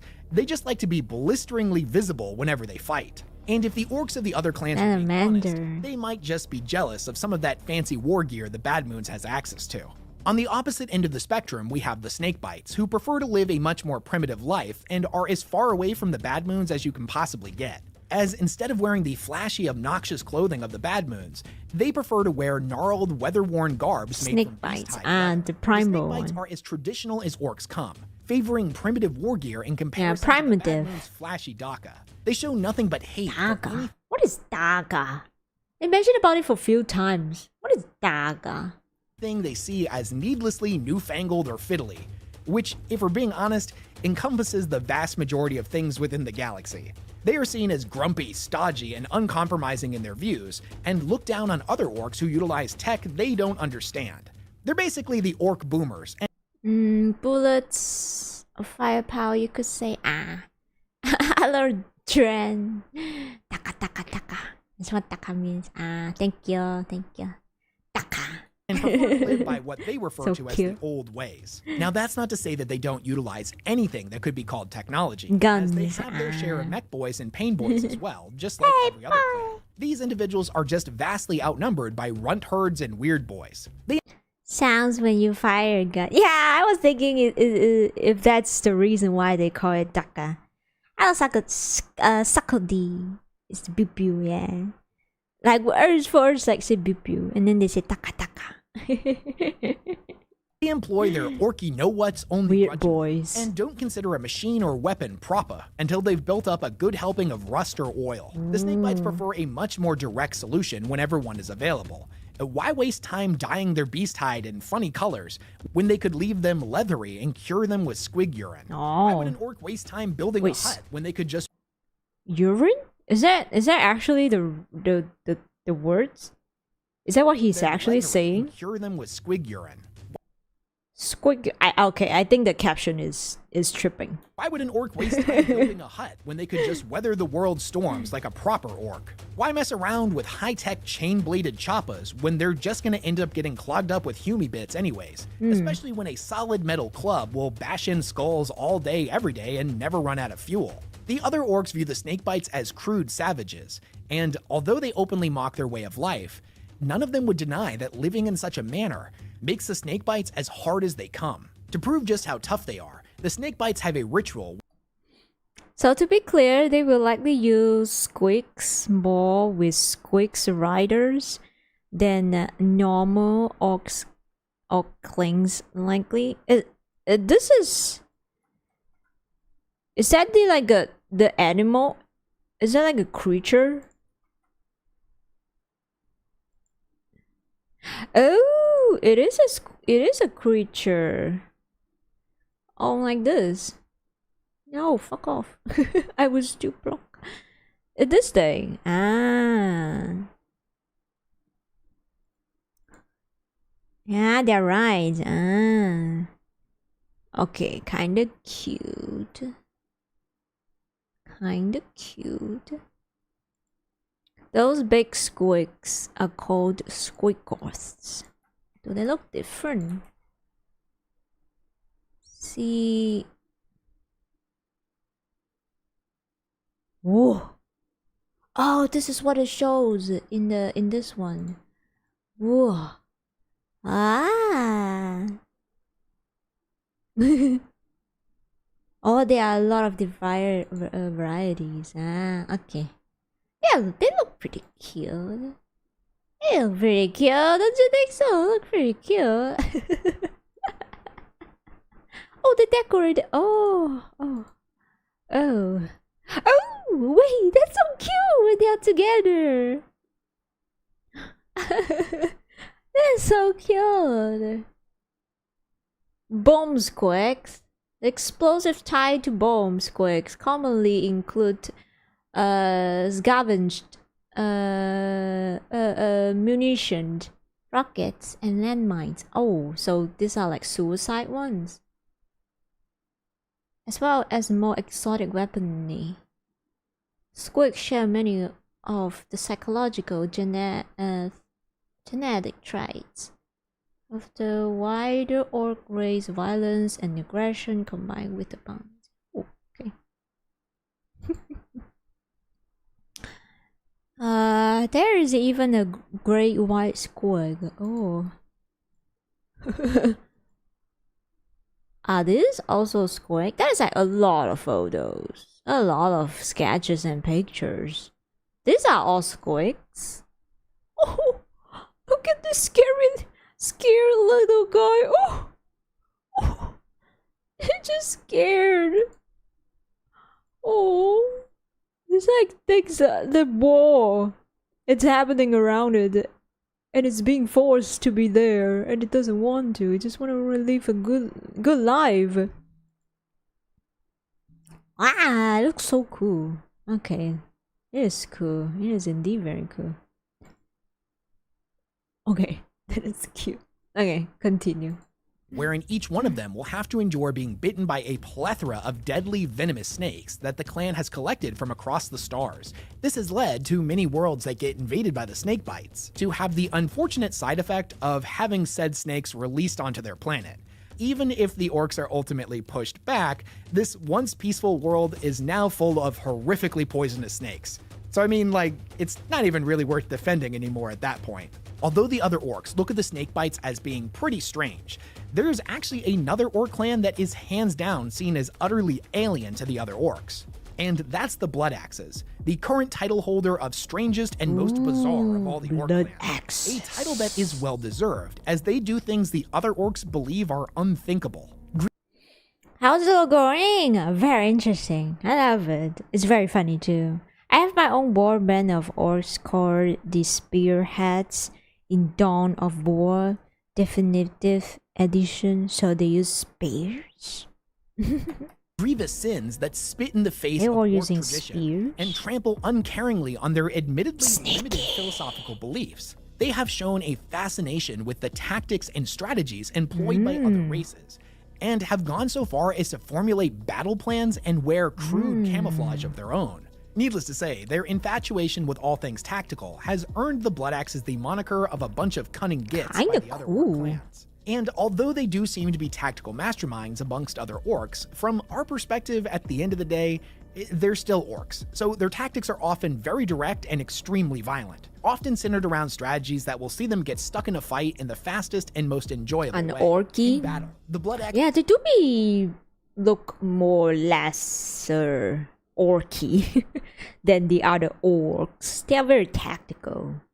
will deploy commando mobs to sever enemy communication channels and blow up supply depots. They use high-altitude flyovers of death copters to scout and determine where the enemy is in advance of their hordes. For the Blood Axes, there is no greater joy than catching the enemy off guard in a ferocious ambush of armored orcs that pulverize their way through the enemy ranks. They like to be sneaky and then like scared. Woohoo! Surprise, motherfucker! Well, more or less are orcs that help other orcs in their own wars, but are usually the most employed due to their services purchased by Bad Moons. These ambushes have been incredibly successful for them, and they mock the stupid gits of the other clans for not being cunning enough to come up with such genius strategies themselves. But so can I say that they are more like a bit of a smarter one, since they are very good at strategize, right? Right. unfortunately for the Blood Axes, the orcs of the other clans will most likely never see them as anything more than a bunch of unorky cowards. Their ways are just too bizarre and alien to them. The most shocking thing that they do from the other clan's perspective is the attacking of the enemy lines when they're at their weakest, instead of charging headlong into the meat grinder of the biggest and best available fight. To the other orc clans, this is just further evidence of their cowardice. But what they fail to realize is that the Blood Axes like a good crumping just as much as any other orc. They just prefer the odds to be in their favor. My absolute favorite thing about the Blood Axes is that unlike other clans, they just think people do stuff. Yeah, they are more like a big brain type of. I mean, for the spread heads, spet heads. So to know, some Blood Axes, even axe mercenaries, or even the Imperium. Oh, they don't actually have a favorite. Even for the Imperium, okay, that's actually pretty good. It means that they are actually very skillful. That the other faction is has seen their skills. That they're impressed of their skills. For color. They instead like to wear camouflage, as many of the other races who use similar tactics to them seem to put a high value on splotchy patterns. They realize that camouflage makes them sneakier, but they don't really fully grasp why. It's not uncommon to see an army of Blood Axes in a wide array of contrasting color schemes, each one of them wearing camouflage, but the particular colors of which rarely match the actual environment. Their belief in camouflage as the superior paint scheme is so strong. It doesn't really match the environment. They just wear it because they like it. Okay. Purple? Oh, no, I don't know. I have never seen one. It's a bit of a overstatement. They often don't know what the strategy does. They just saw human do it, so they try it without understanding the context. Oh, they just kind of like mimic them. There's a lot of purple. And to know, have you seen the purple orcs? Not the question, not the same question. Orcs are stylish. Yeah, they like colors. That they'll even paint their very not sneaky airplanes and war engines in a similar manner. To them, the busier and more thickly applied the camouflage, the sneakier their vehicles will be. This might seem like a silly tradition to people who have read about it but never witnessed it in person. Because you have a purple. It's the sneakiest color. Oh man. But I'll tell you what, when you see a 50-foot Stompa covered in rainbow tiger stripes lumbering towards you, it's a sight that you won't soon forget. An interesting thing about the Blood Axes is that in the wild frontiers of the Imperium, it's not completely unheard of for them to sell their services as mercenaries. There have been numerous documented accounts of them working alongside humans and normally demanding payment just like in the form of weapons, Station armors, said. vehicles, and scrap metal of all kinds. However, Work for other these people, reports also other indicate that clans. the Blood Axes traditionally will turn those weapons against the enemies of their employers before inevitably turning them back on their employers as well. Oh. They are a very interesting clan that doesn't care what anyone thinks of them. They value results over reputation and will gladly let the other clans take the brunt of the hit in battle, where they use tactics and strategies to always come out on top. From the Imperium's perspective, the Orcs are the most dangerous enemy to fight against as they are completely unpredictable. The Blood Axes take this to an entirely different level, because if somebody was just to say out loud that the Orcs are capable of strategizing, that idea in itself is tantamount to heresy. The Blood Axes are all too happy to prove their enemies wrong. Heresy. If the Blood Axes are looked down upon for being sneaky through the use of tactics and ambushes, then the Death Skulls have a similar sneaky reputation, but theirs comes from them being a bunch of shifty, thieving gits. Google defines property as a thing or things belonging to someone, and I think we can all agree that possessing a thing that you bought or created makes it your property. Well, the Orcs of the Death Skulls feel that possession is merely 9/10 of the law, while the last 10 is violently asserting the other 9. They are a sneaky, amoral bunch of orcs who will blue gleefully one. steal another orc's favorite shooter from right under his nose Ooh. before swiftly painting it blue. This is also a sneaky one. Wait, this one is also a sneaky one. Property as a thing or things belonging to someone. And I think we can all agree that possessing a thing that you bought or created makes it your property. Well, the Orcs of the Death Skulls feel that possession is merely 9/10 of the law, while the last 10th is violently asserting the other 9. They are a sneaky, amoral bunch of orcs who Finally searching the other will 9. gleefully steal another orc's favorite shooter from right under his nose Oh. before swiftly painting it blue and throwing a couple of Oh, they customizations. just like have it. Okay, I get it now. They are like, I like your guns. Give me that. It's mine now. They are like that, huh? Thieving gits. Oh. Onto it before turning around and selling it right back to them as a brand new piece of gear. It says a lot about just how smart orcs are that the Death Skulls get away with these scams pretty smoothly. Mine, it's mine. Yours is also mine. Yeah, it's like that. And they've proven to be quite lucrative for them. There have been other instances where an orc will call them out for thieving, and they'll discover too late in the ensuing fight that someone also nicked all of the pins on the stick bombs on their belt. They are a superstitious lot that puts a lot of stock in the color blue as being the luckiest color. Thus, them and all of their equipment sports a thick, heavy coat of it, allowing them to pull off heists that none of the other clans would be capable of. Don't get it twisted. At the end of the day, the Death Skulls are still orcs. They like a proper fight just as much as the other clans. They just see battle primarily as an opportunity for some good old-fashioned looting. Before the fight gets underway, it's not uncommon for the Death Skulls to be sizing up enemy tanks, weapons, planes, and war engines as something that they would like to nab when the fighting is done.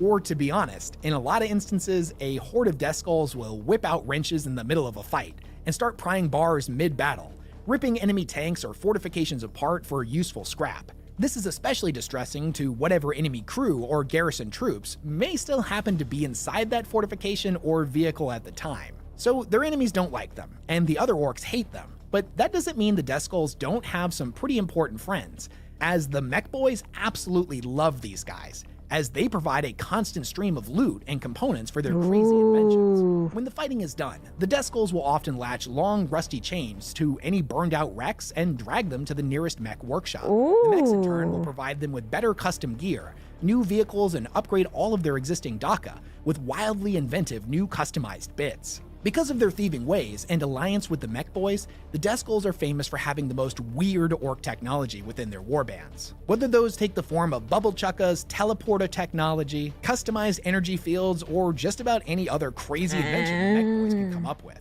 So now that we know about all of the major orc clans, let's talk about my personal favorite, which Don't know if he explained But the color thing is a legit thing. They basically ban reality. Oh yeah, he explained it in the early videos. Exists as a bit of an oddity because it's not actually recognized as a clan at all. In fact, if we wanted to get technical with it, it's a clan for the clanless. You see, not all orcs end up fitting into their tribe's unique culture, and they might be too mean and spiteful, have funny ideas about loot, or they may not be able to grasp the concept that those that are bigger, tougher, and meaner than them are naturally their betters. One of the fundamental orky laws of the universe. Such individuals may find themselves as outcasts and thrown out of their tribe. Now, if they manage to survive, they may just become what is known as a freebooter instead. The freebooters are the sneakiest, nastiest, and most self-interested orcs in the galaxy. They are a host of adventurers, rogues, and mercenaries who rebel even against the strictures of orc society. They're like pirates. Any orc can become a freebooter. It doesn't matter if they're a mech, pain boy, knob, weird boy, whatever. The only requirement is that they don't fit into where they were born, and find a new family amongst a bunch of other orky misfits instead. It might not have been their decision to leave. They may have committed to a string of misdeeds. There are even back mechs, which are more important and skilled of mech boys. So it's like more skilled than the regular mech boy. They're pirates all, yeah. That finally got to be too much for their warlord to tolerate. Whether they take the form of a bad mech who built a contraption that blew up half his tribe, a speed freak that applied one too many unstable custom jobs to an excessive number of the tribe's wagons, or a pain boy who had a particular fascination with stitching on extra limbs to his patients. Because they're made up of a mismatch of different orcs, each freebooter crew is wholly unique, and there's no telling what they're going to end up fielding in battle. The idea of the freebooters is built upon the rejection of orc culture, but even then, some traditions are too deeply ingrained even for them. They still mob up with other like-minded orcs, it's just that they're like-minded misfits and outcasts, and it's said that their warbands accumulate like void barnacles on a kill cruiser's hull. They are a band of motley mercenary pirates that roam the galaxy's space lanes at random, preying on everything from cargo ships and warcrafts to isolated colonies and naval space stations. Although, realistically, the freebooters will raid and loot anything that they deem quote-unquote worth a go. The freebooters are perhaps the only orcs that don't fight simply for the joy of fighting. They are pirates and expect financial compensation for their efforts. Each and every one of them is driven by the innate desire to claw together as much loot as possible. And whether that loot come in the form of teeth, scrap, weapons, or anything they happen to fancy, like gaudy clothes and trinkets, or in one famous instance, they just like me, like to loot, like to fight, kill their enemies, kill their targets, and then loot their possession. An inquisitor's fancy hat. I like your hat, by the way. Their war bosses often title themselves as captains or admirals. Give me or that. Terms that they admittedly don't fully understand. They just recognize that it has something to do with sailing and it sounds fancy. These war bosses rule by two simple principles. The first is that as long as the loot keeps flowing, then the lads are less likely to challenge them. And the second is that the freebooters are ferociously competitive and will always try to prove that they're better than their crewmates.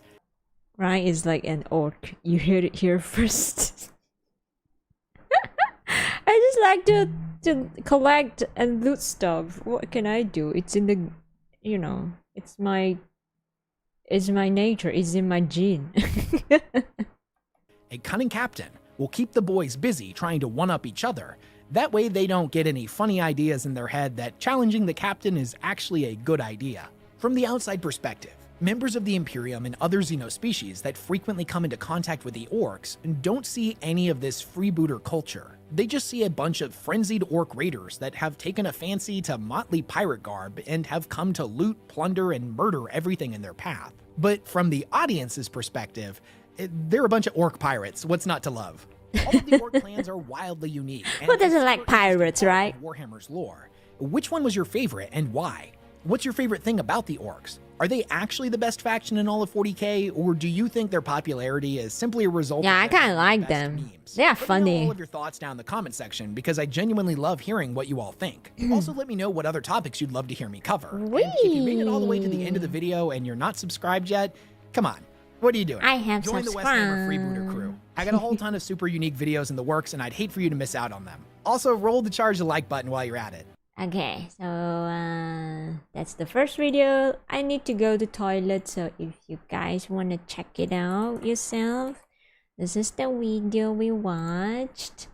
I am going to toilet, take a little break, okay? And then we have another video from Warhammer as well, also about orcs. I don't know why I zoom into his beard. The title of this video called "Are Orcs Superior to Humans?" We are gonna watch this later. I'm gonna go toilet. Give me a few minutes, okay? Okay. Oh. Oh no. Sir, you're fucking ugly. Bro. Bro. What do you want, man?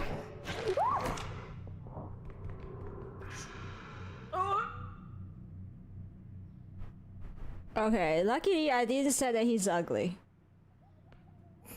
Let me see this. Look at the bird that follows me.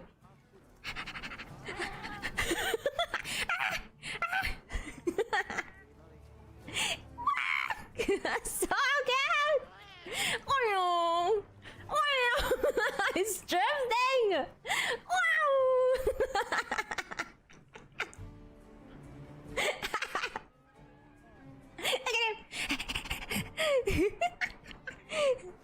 It's so cute. What are you going to hunt? What are you going to kill? What is the next target? Kill! Back. It was sucked back. And then your intestines will, you know that your intestines also work as consuming the nutritions from the food, right? So if it turns into shit and you go back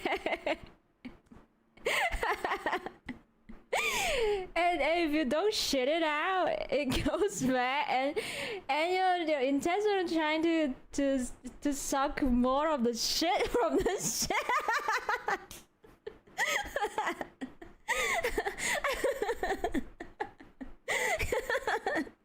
Kill them.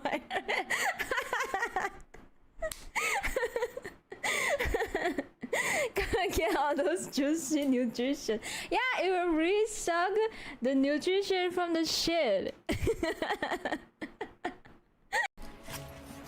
are you actually Frankie from One Piece? Wait a second.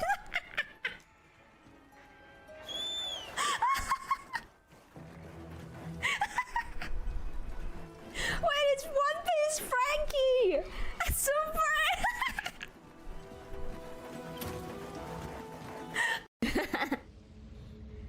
Bong not working. Yeah. My bald can repel all of the damage that you're gonna do to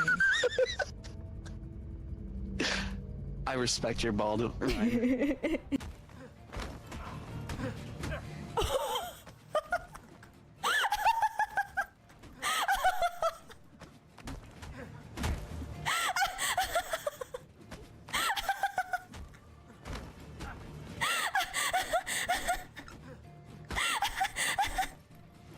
Ayo. Oh, I punched Lucy. I'm so sorry, Lucy. Lucy, I'm sorry. I'm sorry, Lucy. I think Ryan would make a good I accidentally punched Lucy. Gretchen. I'm so sorry. What? I'm so sorry. I can't see Lucy. Please forgive me. What? What does that mean? I'm back. Have you guys went to toilet, take a little break? Gretchen. What the?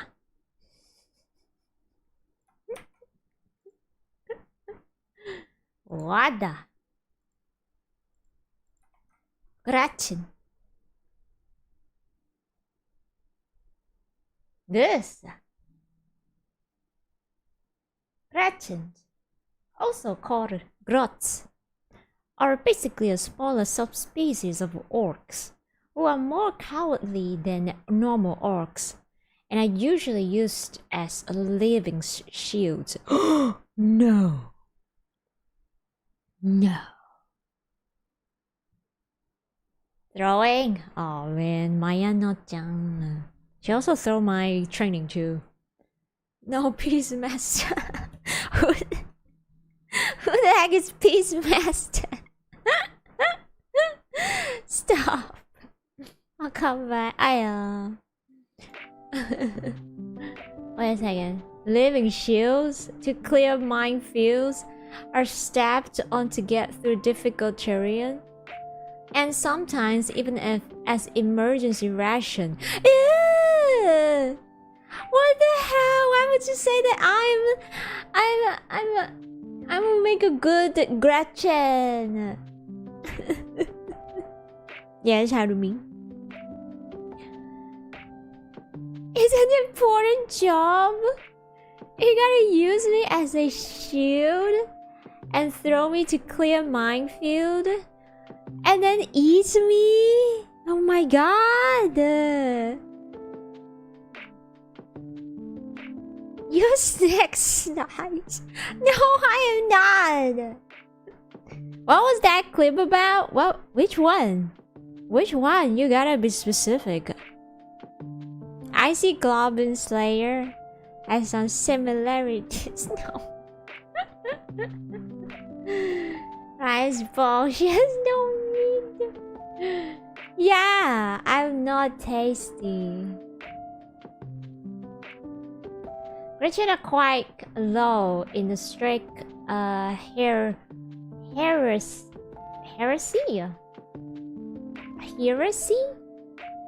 Am I pronouncing it correctly? Of Greenskin society because of their small size. The lower the orcans being the snotlings. What the heck is it? Oh my god. Chad, this looks like you.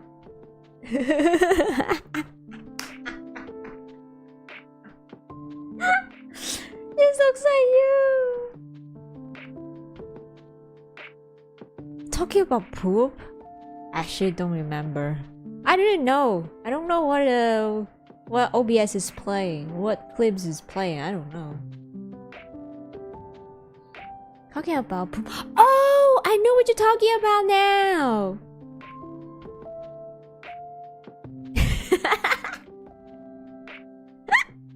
I know what you're talking about, Arumi. That is what I heard from some other people. Okay. They said that if you hold your poop, your intestine will the poop will go upward, and then your intestine will reconsume the poop that you hold. I did not make this up. Some genius in my life talk about that. Is that black dog? I don't know. I don't know what we were doing. I don't know. What? System. Heresy is like a cast. Systems. Oh man. Yeah, this looks like you, chat. Look. If this is me, this is you.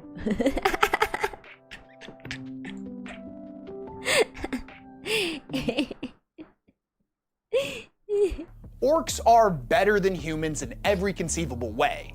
At least, that's a sentiment that's been argued by the orc fans within the 40k community since the very beginning of the franchise.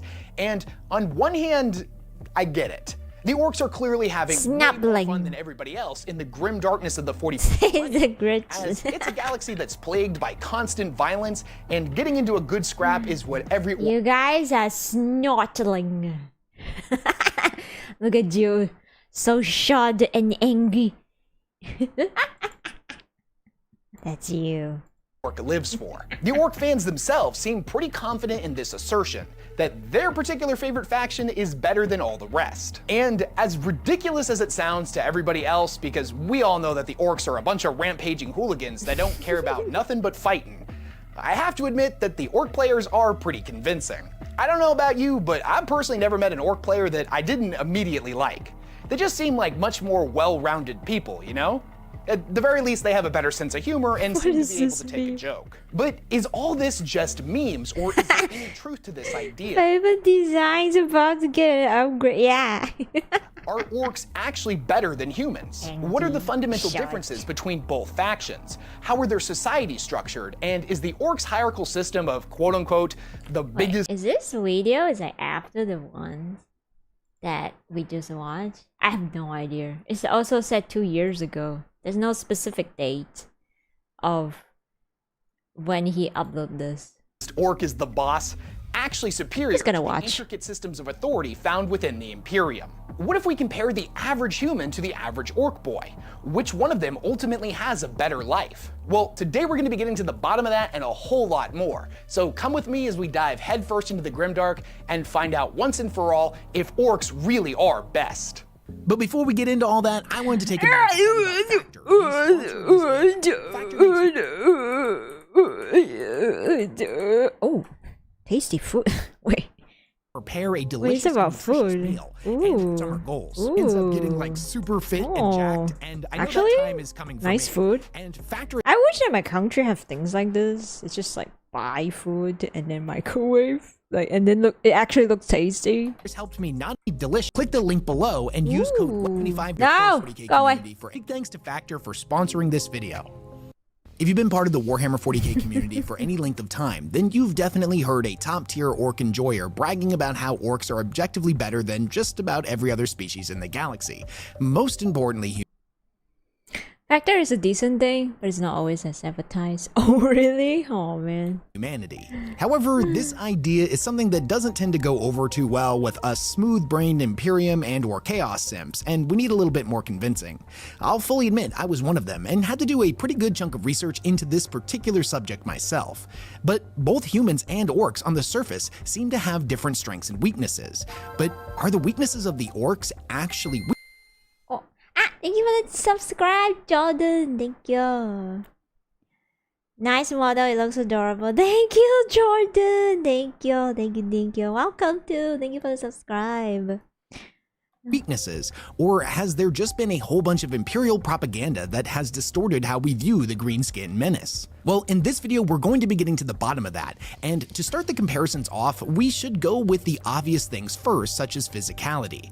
And this one's kind of a no-brainer. Physically speaking, the orcs are superior to humanity in every conceivable way. Yeah. They are bigger, faster, Yeah. stronger, tougher, and most importantly, greener than humans. Orcs are incredibly resilient. Is that the most important part? Greener colors is very important. And are able to shrug off devastating injuries that would surely kill a human being, whether that be due to their incredibly thick skin that is difficult to puncture, a hyperdense skeletal system that is all but immune to breaks and fractures. 40k lore react, nice choice in my opinion. Thank you. I do wanna, how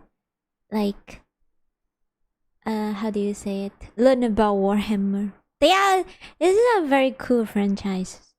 Can you call franchise or series? I don't know how to call. I'm bad at English. Teach me. I do think that they are very interesting. It's just that I hope it's like they are like, you know, a lot of details.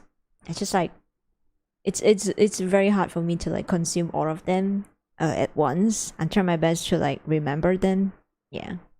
Or even a limited system of organs. The greener orc is the better orc is. Whole good wannabes. Always greener on the other side of the fence. Each of which contributing to the overall well-being of the orc, but Yeah, always most the best. importantly, none of them are critical to sustaining life.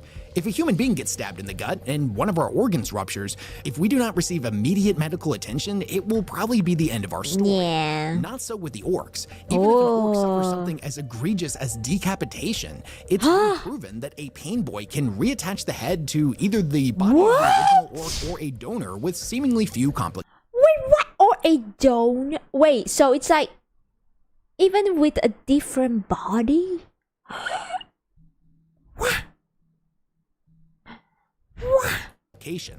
When it comes to how they eat, the orcs are omnivorous. Wait, is that what he says? Like even different body? It's been proven that a pain boy can reattach the head to either the body of the original orc or a donor with seemingly few complications. When it comes to how they Damn. eat, the orcs are omnivorous. Fungus pretty much fungus. And they can seemingly derive nourishment from just about anything. Most importantly, even if no regular food source is available. There have been many autopsies done on captured orc specimens that show that their bloodstream is full of countless different types of smaller fungal organisms that possess high chlorophyll Oh, they are content and aid in a fungus. rudimentary ability to undergo a form of photosynthesis. What?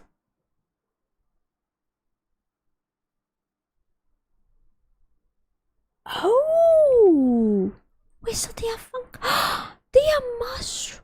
They are indeed mushroom. No wonder. No wonder Nushi asked about how is the mushroom. Oh my god. Oh my god. Wait. Pizza? Mushroom pizza. They are half plants. Mushrooms. Yeah. Donut a volunteer, I'm sure. Yes, even different body parts from other orcs. Oh. Okay, that's interesting. That's why I can't get rid of them unless you do exterminators. And aid in a rudimentary ability to undergo a form of photosynthesis, meaning as long as there is sunlight, an orc can go incredibly long stretches without consuming what we would consider to be food. This coincidentally also aids in their reproductive system, as they reproduce by shedding spores, which then grow into more orcs, Gretchen, or squigs, all of which can be used as a viable. They are really a plant. They spread spores? Oh wow. Okay, I see why people like orcs now. I'm starting to like them too. This is so cool. Wait a second. This is so cool. This setup is so cool. Exterminators and even them is probably not enough. Ooh. So are they literally boys or fireworks scary of them to an extent? Yeah. Food source for the orcs, meaning that even if a single orc was to show up on a barren world with no food, the population would still increase exponentially as long as there was sunlight. There is a common notion that orcs are simply sentient mushrooms, and it's kind of a grossly oversimplified meme that spread throughout the community, but there is a hint of truth to this. They're not just fungi or animals, they are a genetically engineered symbiosis of both kingdoms, taking together a diverse grouping of traits from both to create a particularly hardy and long-lived organism. They were engineered 60 million years ago by the Old Ones as a species of warriors, fighters built specifically and only for combat. And thus when we examine the bodies of the orcs, we can detect no signs of evolution. They are perfect in their design and have remained... Ooh. They used to be a lot scarier. Why? What happened? They're not scary anymore. Green Van Mom. What mom? Also, right now, French sound Romanian and Japanese to me. Oh, I don't know why. What do I sound like? I have like a very unique accent according to my chat. I don't know. What do I sound like? But it's okay. Chat always mention about my accent. It's okay. I don't know. What do I sound like? Wait. That way for millions of years. Even the legendary Orks, Stop. said to be upwards of 30 meters tall. Stop. No. Stop. From the days of the war in heaven, are something that the orcs of today are still genetically... Oh wait, what are you talking about? I kind of lost track. You seem like a unit. Right, as the news, right? Yeah. The other day someone literally just asked, what kind of accent is this? I'm just like, it's me. My accent. Okay, what were they talking about? For combat. And okay, when we the old examine ones. The bodies of the orcs, we can detect no signs of evolution. They are perfect in their design and have remained that way for millions of years. Wow. Even the legendary Orks, super orcs that were said to be upwards of 30 meters tall from the days of the war in heaven, are something that the orcs of today are still genetically capable of becoming. Wait, what? 30 meters? They're like dinosaur huge. And speaking of what an orc can turn into, Or like, wait, how tall is Godzilla? No, definitely smaller than Godzilla. But they are like dinosaur huge. we should look at how each and every one of them begins their Like I said, scary. Orcs are scary. Oh, so they call it orcs. This was like, what is it called again? What is that? legendary corks, super orcs that were said to be upwards of 30 meters tall from the days of the War in Heaven. Out there doing the war in the heavens. I'm trying to recall this. Are something that the orcs of today During the are War in still genetically Heavens. capable of becoming. Damn. And speaking of what an orc can turn into, we should look at how each and every one of them begins their lives. As I mentioned before, the orcs reproduce through spores. They're shedding them throughout the entirety of their life, and when they die, they release a particularly large amount of them all at the same time. These spores grow in the earth and then develop into more orcs. What? The gestation time can take only a couple of weeks, wherein the orc will be fully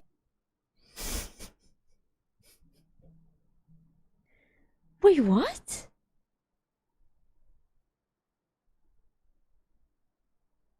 So this is the orc. They are under the ground.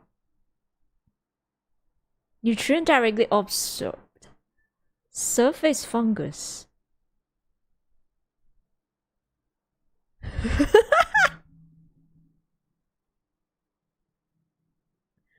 What? Oh man, this is kind of mind-blowing. Wait a second. Let him speak. large amount of them all at the same time. These spores grow in the earth and then develop into more orcs. The gestation time can take only a couple of weeks, wherein the orc will be fully developed and rip his way out of his underground cocoon before bursting up from underneath the soil. This is what makes them incredibly dangerous and difficult to get rid of, as even if you manage to kill all of the orcs, there are still definitely going to be some spores behind that you missed. So they actually came up from the ground?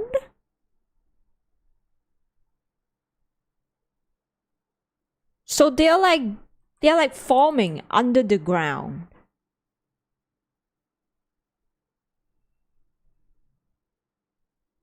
And it only takes like weeks. The orc will be fully developed and rip his way out of his underground cocoon Yeah. before bursting up from underneath the soil. This is what makes them incredibly dangerous and difficult to get. Oh wow. Wonder how orc surface mushroom tastes. Oh yeah, actually? I wonder how does it taste like with like all of this on the top. Can you eat those? That's how they get the sun. Wait, no, it's under the shade. Wait a second. Oh, it's mushroom. Yeah, mushroom.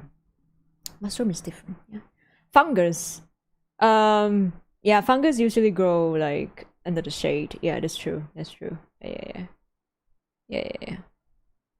Orc meat recipe when.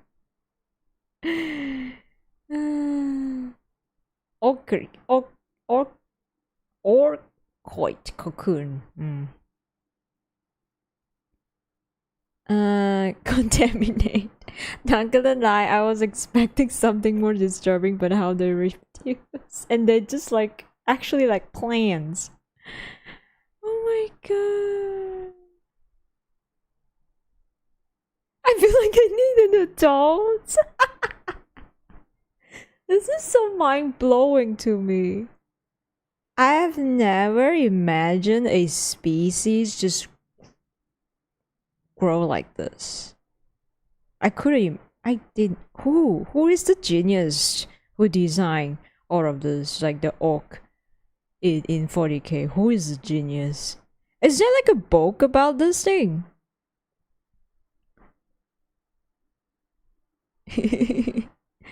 How you doing? I just want to say thank you for all the wonderful videos that you make for us. You put your heart into making these videos for us. Hugs to you and hug to everyone in the chat. Thank you, Douglas. Thank you. Hug to you too. Everyone hug Douglas. So nice. Thank you for the kind words. Thank you. I'm glad that you're here to chill with us.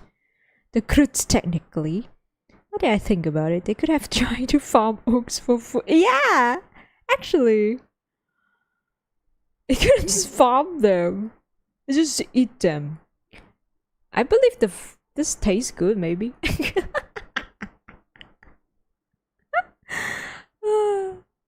A lot of, yeah, there's a lot of them. It's before true. bursting up from underneath the soil. This is what makes them incredibly dangerous and difficult to get rid of, as even if you manage to kill all of the orcs, there are still definitely going to be some spores behind that you missed. Yeah. The novel Imperial Glory by Richard Williams gives us a rare peek into what it's like for an orc at the moment of their birth. Oh, the novel itself is a okay, that's the tale book. of the Imperial Guard versus the orcs, but in a segment between chapter 18 and chapter 19, the story suddenly shifts perspective and goes back in time 1 year before the events of the book. This is where we see the war boss known as Choppa at the moment that he tears himself free from his birthing pod. Before he even emerges, he's already fully conscious, and the only reason he decides to dig his way out in the first place is that he suddenly finds himself uncomfortable. The space that he has existed in for as far back as he can remember, which admittedly is only about a week, has always felt safe and secure. Now it's tight and cramped, and he doesn't like it and he wants out. He tears at the pod and then starts digging through the dirt. It's a weird sensation on his fingers as he's never touched soil before.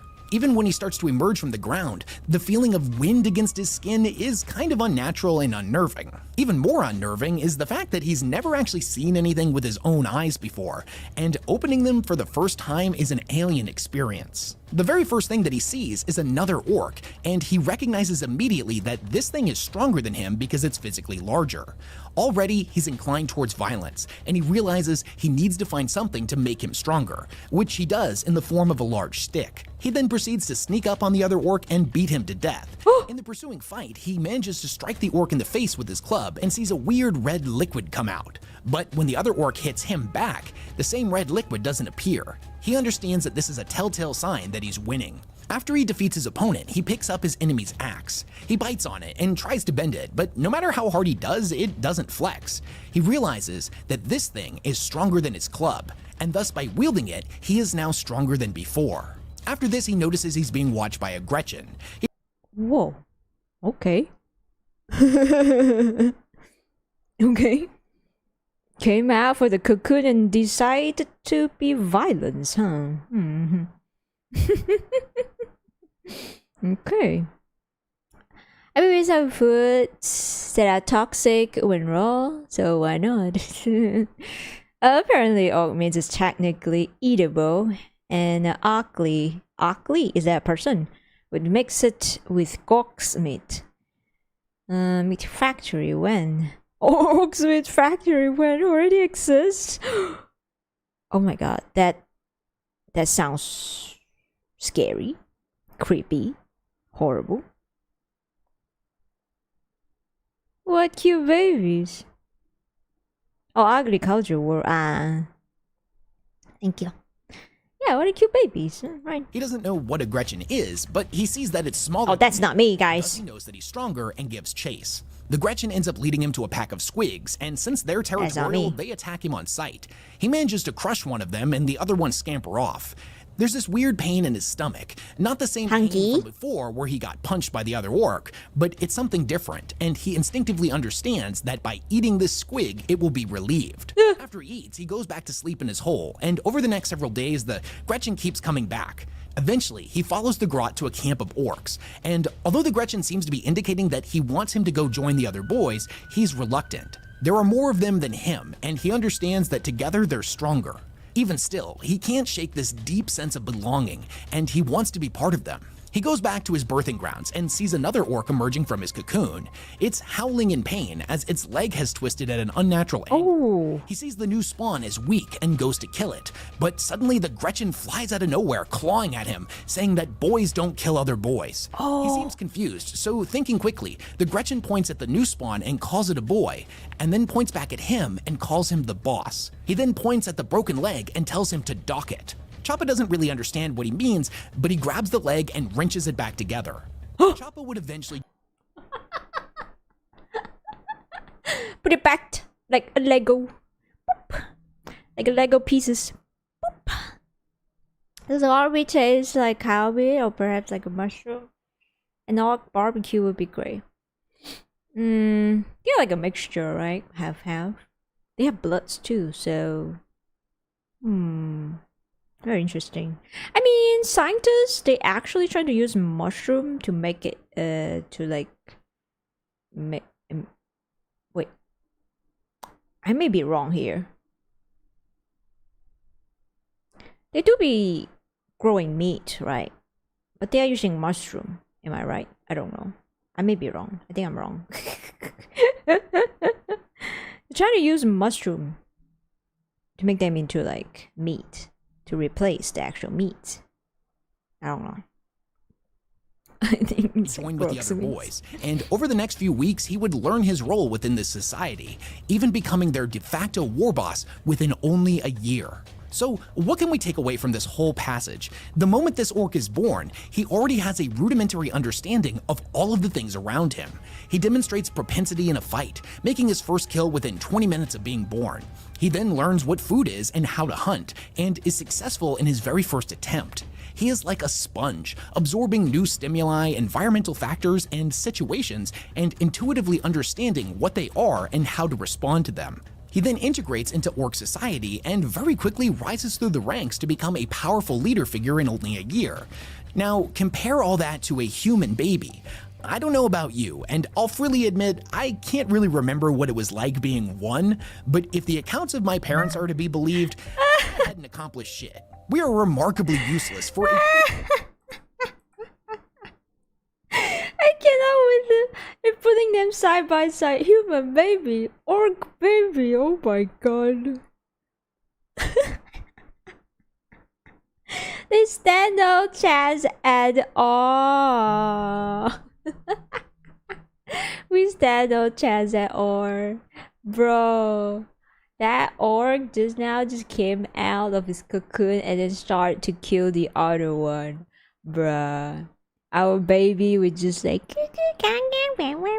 and I'll freely admit I can't really remember what it was like being one, but if the accounts of my parents are to be believed, I hadn't accomplished shit. We are remarkably useless for a pretty long we were just like shitting, okay? We were just crying, shitting, and peeing when we were baby, okay? That's all we do. That's all we did, okay?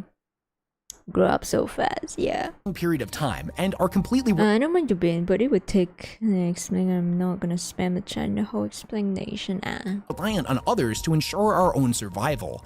Orcs, on the other hand, are just built different. From a viewpoint that only focuses on biology, we can see that the human belief in its own superiority is beyond just wishful thinking, it's blatantly incorrect. But being tough and hardy isn't everything, and many believe that intelligence is the true hallmark of greatness. So how do the orcs stack up against humans in the brains department? As we discussed in the previous section, not only are orcs able to adapt to new situations incredibly quickly, but they also each contain certain levels of innate wisdom encoded into them at a genetic level, giving them a remarkable understanding of not only survival tactics, but also physics, engineering, and medical science, just to name a few. On numerous occasions, they have left the Imperium completely baffled by their ability to come up with ingenious solutions to overcome just about any problem or obstacle that ends up in their way.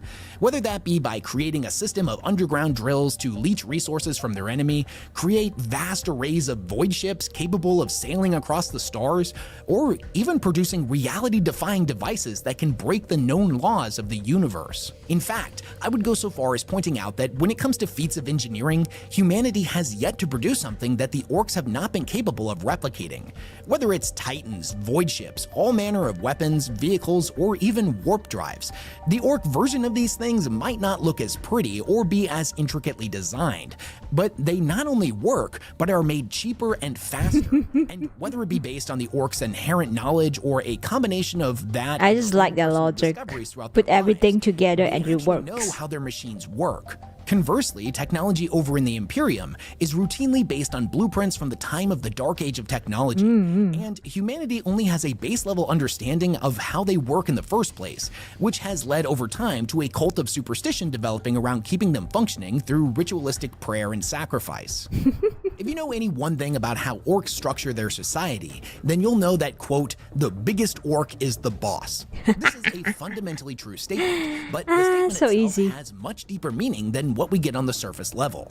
Why is the biggest orc the boss? Well, clearly it's because he's bigger and stronger than all the rest. Thus, he's more likely to get his way, and any individual orc that would attempt to challenge him would probably get clobbered.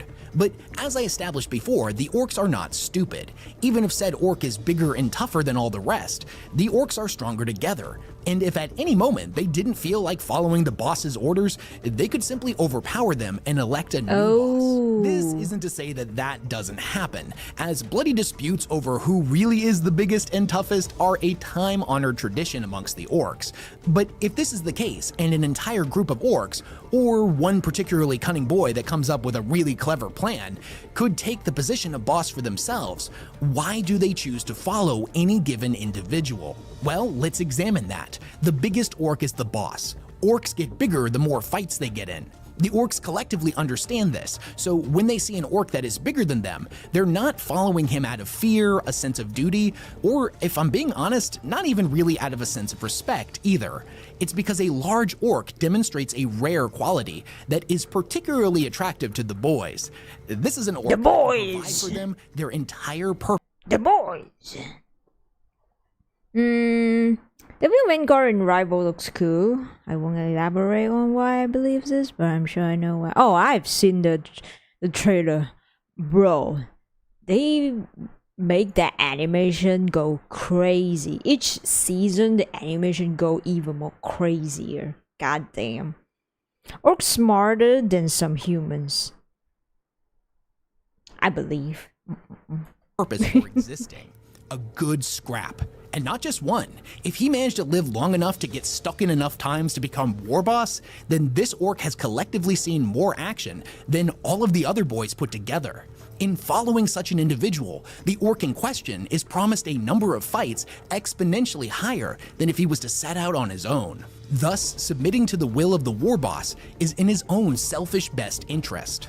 And I know what you're thinking. How can it be in their best interest if all of these battles are statistically likely to lead to the orc's death? And that's Humie thinking. You have to think like an orc. The outcome of the battle is not nearly as important as experiencing the battle itself. Charging headlong into the fray, whooping and hollering, swinging chain axes around, and mindlessly firing off volley after volley of daga into the enemy is a highly desirable state of being for the orcs.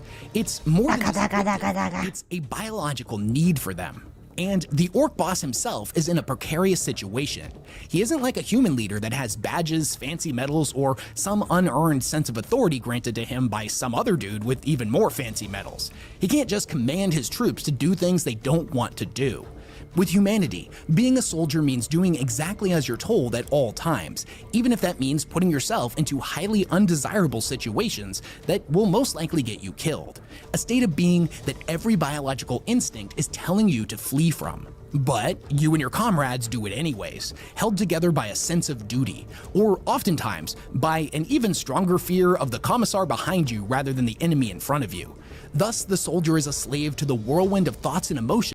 Big lady, that's why she's cool. I elaborated. Oh yeah, I saw. It is indeed big.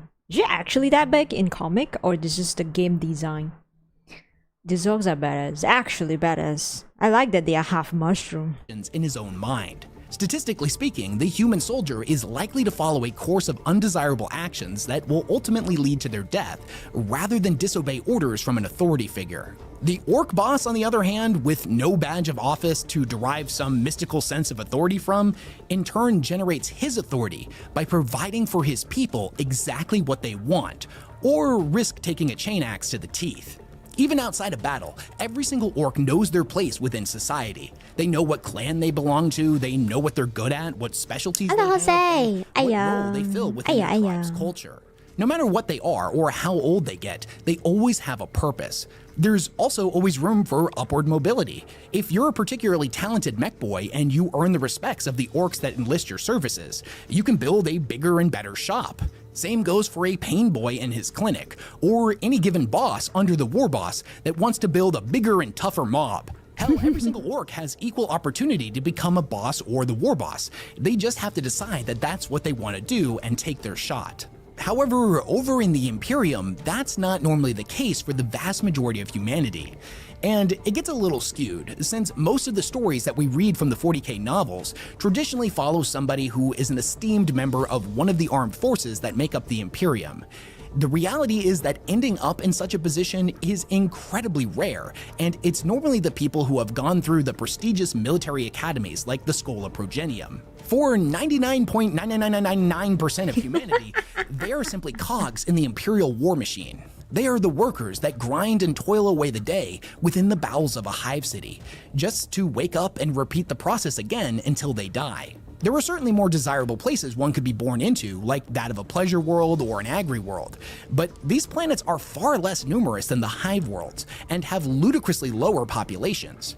If you were to roll the dice on being born into the 40k universe, it's like a 95% chance that you're going to end up doing backbreaking labor with no sense of fulfillment for the entirety of your life. Damn. And if you ever suffer tragedy that prevents you from doing your job, there might not be any other direction for you to go. There's actually a really great short story about Gregor Eisenhorn, the famous radical inquisitor, that highlights this pretty well. You see, one of his earliest cases after becoming an inquisitor saw him come face to face with an old man who came to his office of his own free will to turn himself in. The man was a savant with numbers and had been working for a local business and going over their ledgers when he found a number that didn't make sense. It more than didn't make sense. It shouldn't have existed. Whenever you tried to look at the pages, you knew something was wrong, but your eyes couldn't focus on it. He believed he had come across the number of ruin, a telltale sign of chaos. He's fully convinced that Eisenhorn is going to interrogate him and then either execute him or lock him up in some deep dark dungeon for the rest of his days.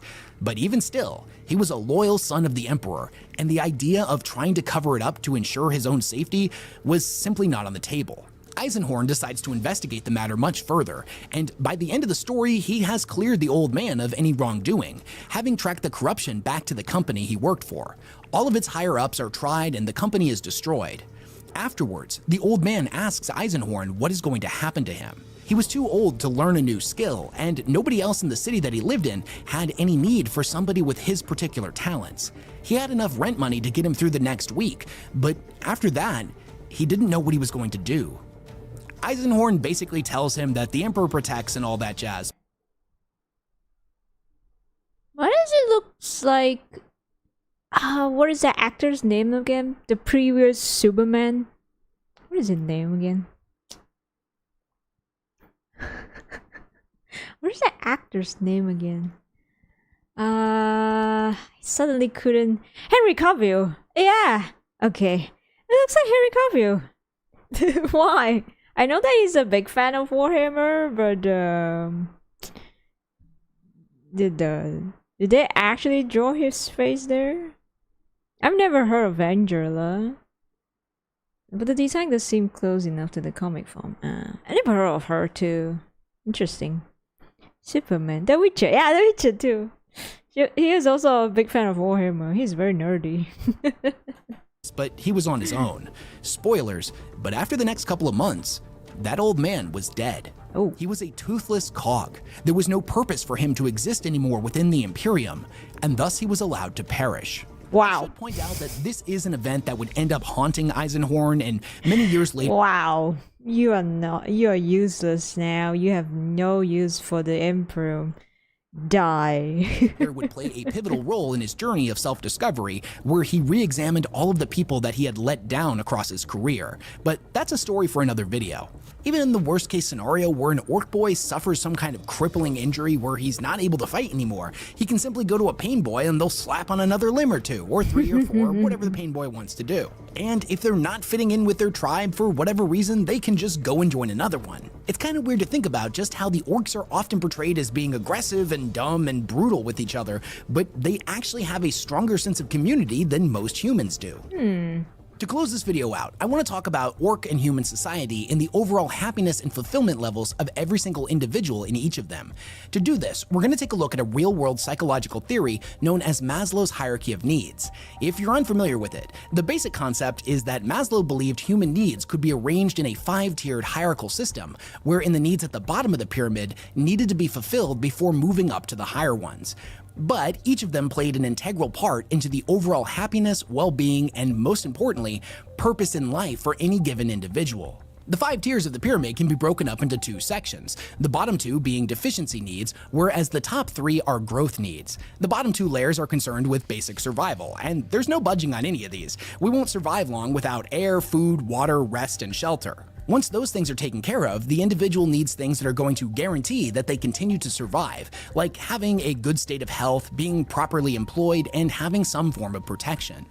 The next 3 layers are equally as important and focus more on the psychological side of existence. They don't extend from the lack of something like the first 2, but more the desire to grow, improve our state of being, and ultimately reach our full potential. The third layer focuses on belonging and love. Humans are social creatures, so things like friendship, family, and intimacy are integral parts of our existence.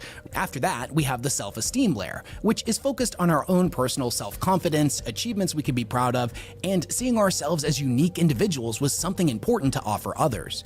And finally, at the very top is self-actualization, which is characterized by the idea of realizing what our potential is and then reaching it. It is to accomplish everything that we can and become everything we are capable of becoming. Whether that take the form of reaching physical perfection, mastering an area of study, or even something as simple as being a great parent. If we take the average human citizen within the Imperium It's and like going somewhere boy else. from any of the clans, and then compare and contrast how they stack up on the pyramid, the results are pretty depressing for humanity. Your average hab worker has the bottom 2 tiers fully taken care of, and they spend every minute of every day working in the manufactorums before returning to their habs to rest, and then rinse and repeat the process day after day until they die. They have all of those basic needs taken care of, but there's no guarantee for growth. When we read the 40k novels and we see regular Imperial citizens, there's always this notion of bleakness just beneath the surface. Life sucks. It's all People know pain. it, but they make the best out of what they have. Pain and Love and suffering. romance is a theme that almost never comes up in the books at all. It surely exists within the universe, as characters will mention that they have a husband or wife, or will have children, which is indicative that they at least at one point were in some form of relationship. I've read over 100 of the 40k novels, and within Wow. them, the amount of times I've seen intimate relationships between its characters, I can count those examples on one hand. And if I'm being honest with you, every single one of them ends in tragedy. When it comes to the needs of self-esteem, whether that be prestige or feeling like you're accomplishing something, we definitely see this a lot in the main characters within the books because we're often following somebody of military importance. They live a life of eternal duty and find worth in serving the God Emperor. There is no question that duty is an important and powerful generator of a sense of purpose and accomplishment, and it works out very well for these characters. But even though they are the ones the stories tend to follow, ending up in such a position is a remarkable rarity for the quintillions of humans that live within the Imperium. If you're somebody who plays the 40k tabletop game, then you'll know that we as a community often make jokes about how the guardsmen are simply being sent into the meat grinder, that they're like ants, and their strength is that there are billions Sister of them, group and they're all who doesn't want to infinitely be in there. replaceable. It's not a very good look and paints kind of a dishonest picture of what the Guard is. Getting accepted into the Guard is incredibly rare and considered a huge honor for not only the individual, but for their friends, family, and sometimes even their entire town. They have been chosen for a higher purpose, to serve the Emperor and deliver his divine judgment across this blighted universe. And not only does this give them a sense of self-esteem, but also a sense of accomplishment and a community with their other soldiers. Even though life in the Guard is frequently portrayed as a truly awful existence where death is around every corner. Okay. So it's like it is a very the highest honor of being chosen a guard, but if I remember correctly, they die like within just a few minutes of just going out to the war. I don't think it's something good to become a guard or be chosen a guard. I think this is what I would say that is a very brainwashed by the Imperium. They're thinking that it's an honor to be chosen. Not the money worth, yep. From a mental health perspective, it's a lot better than what the majority of humanity has to endure. If we look higher up the hierarchy within the Imperium to things like commissars, inquisitors, interrogators, naval captains, generals, etc., these are the characters the stories tend to focus on, and they give us a warped perception of what it's really like to live within the Imperium. The reality is that even more so than just becoming a soldier within the Astra Militarum, ending up in a position like this is basically an impossibility for the teeming masses.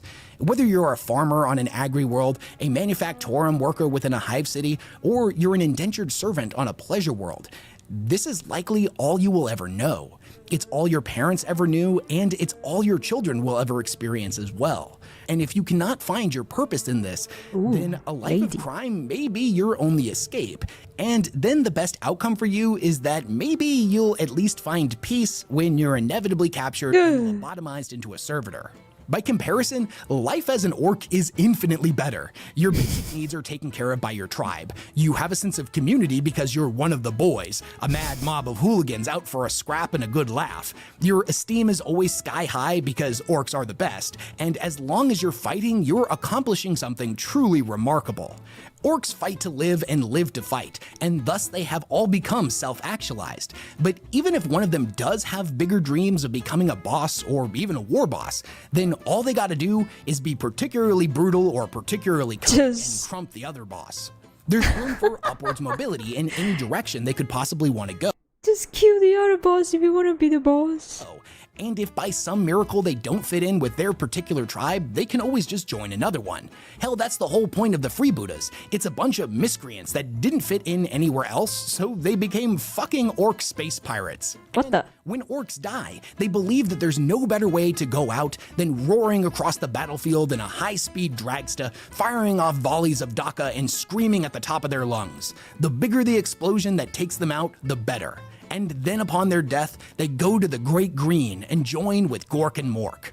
Humanity, on the other hand, is conflicted on their beliefs, even though the majority of them have had faith in the God Emperor forced on them by the ecclesiarchy, and most of them do take comfort in that faith. The plague of doubt and chaos corruption are rampant throughout human society. Not so with the orcs. Not a single one of them has any doubt about their place in the universe, what life's all about, and where they're gonna go when they die.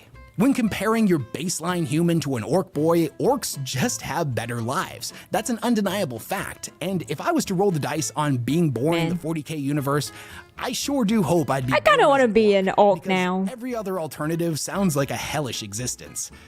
That is, unless I got born as a Gretchen.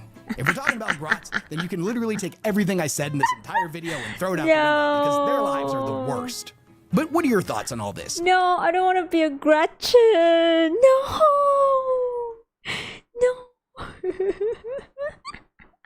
Non-cancelled. Do you think the orcs are really as intelligent as I made them out to be? Or do you think they're man. just You gotta praise you born as an orc instead of a Gretchen, big dumb brutes that are obsessed with fighting? How do you think they stack up against humanity? Which society do you think is better, and which would you personally rather be a part of? Also, what's your favorite piece of orc lore or bit of technology that you find particularly ingenious? I read all of your comments and I try to reply to as many of them as I can, as nerding out about Warhammer with you guys is my absolute favorite thing to do. Anyways, huge thanks to everyone who supports the work that I do, and I will... Wait a second. Oh, this one seems interesting. I think this one will be the last video we're going to watch. Okay. 10 hilarious crazy orcs weapons. Ooh, weapons time. I'm gonna look at the weapons.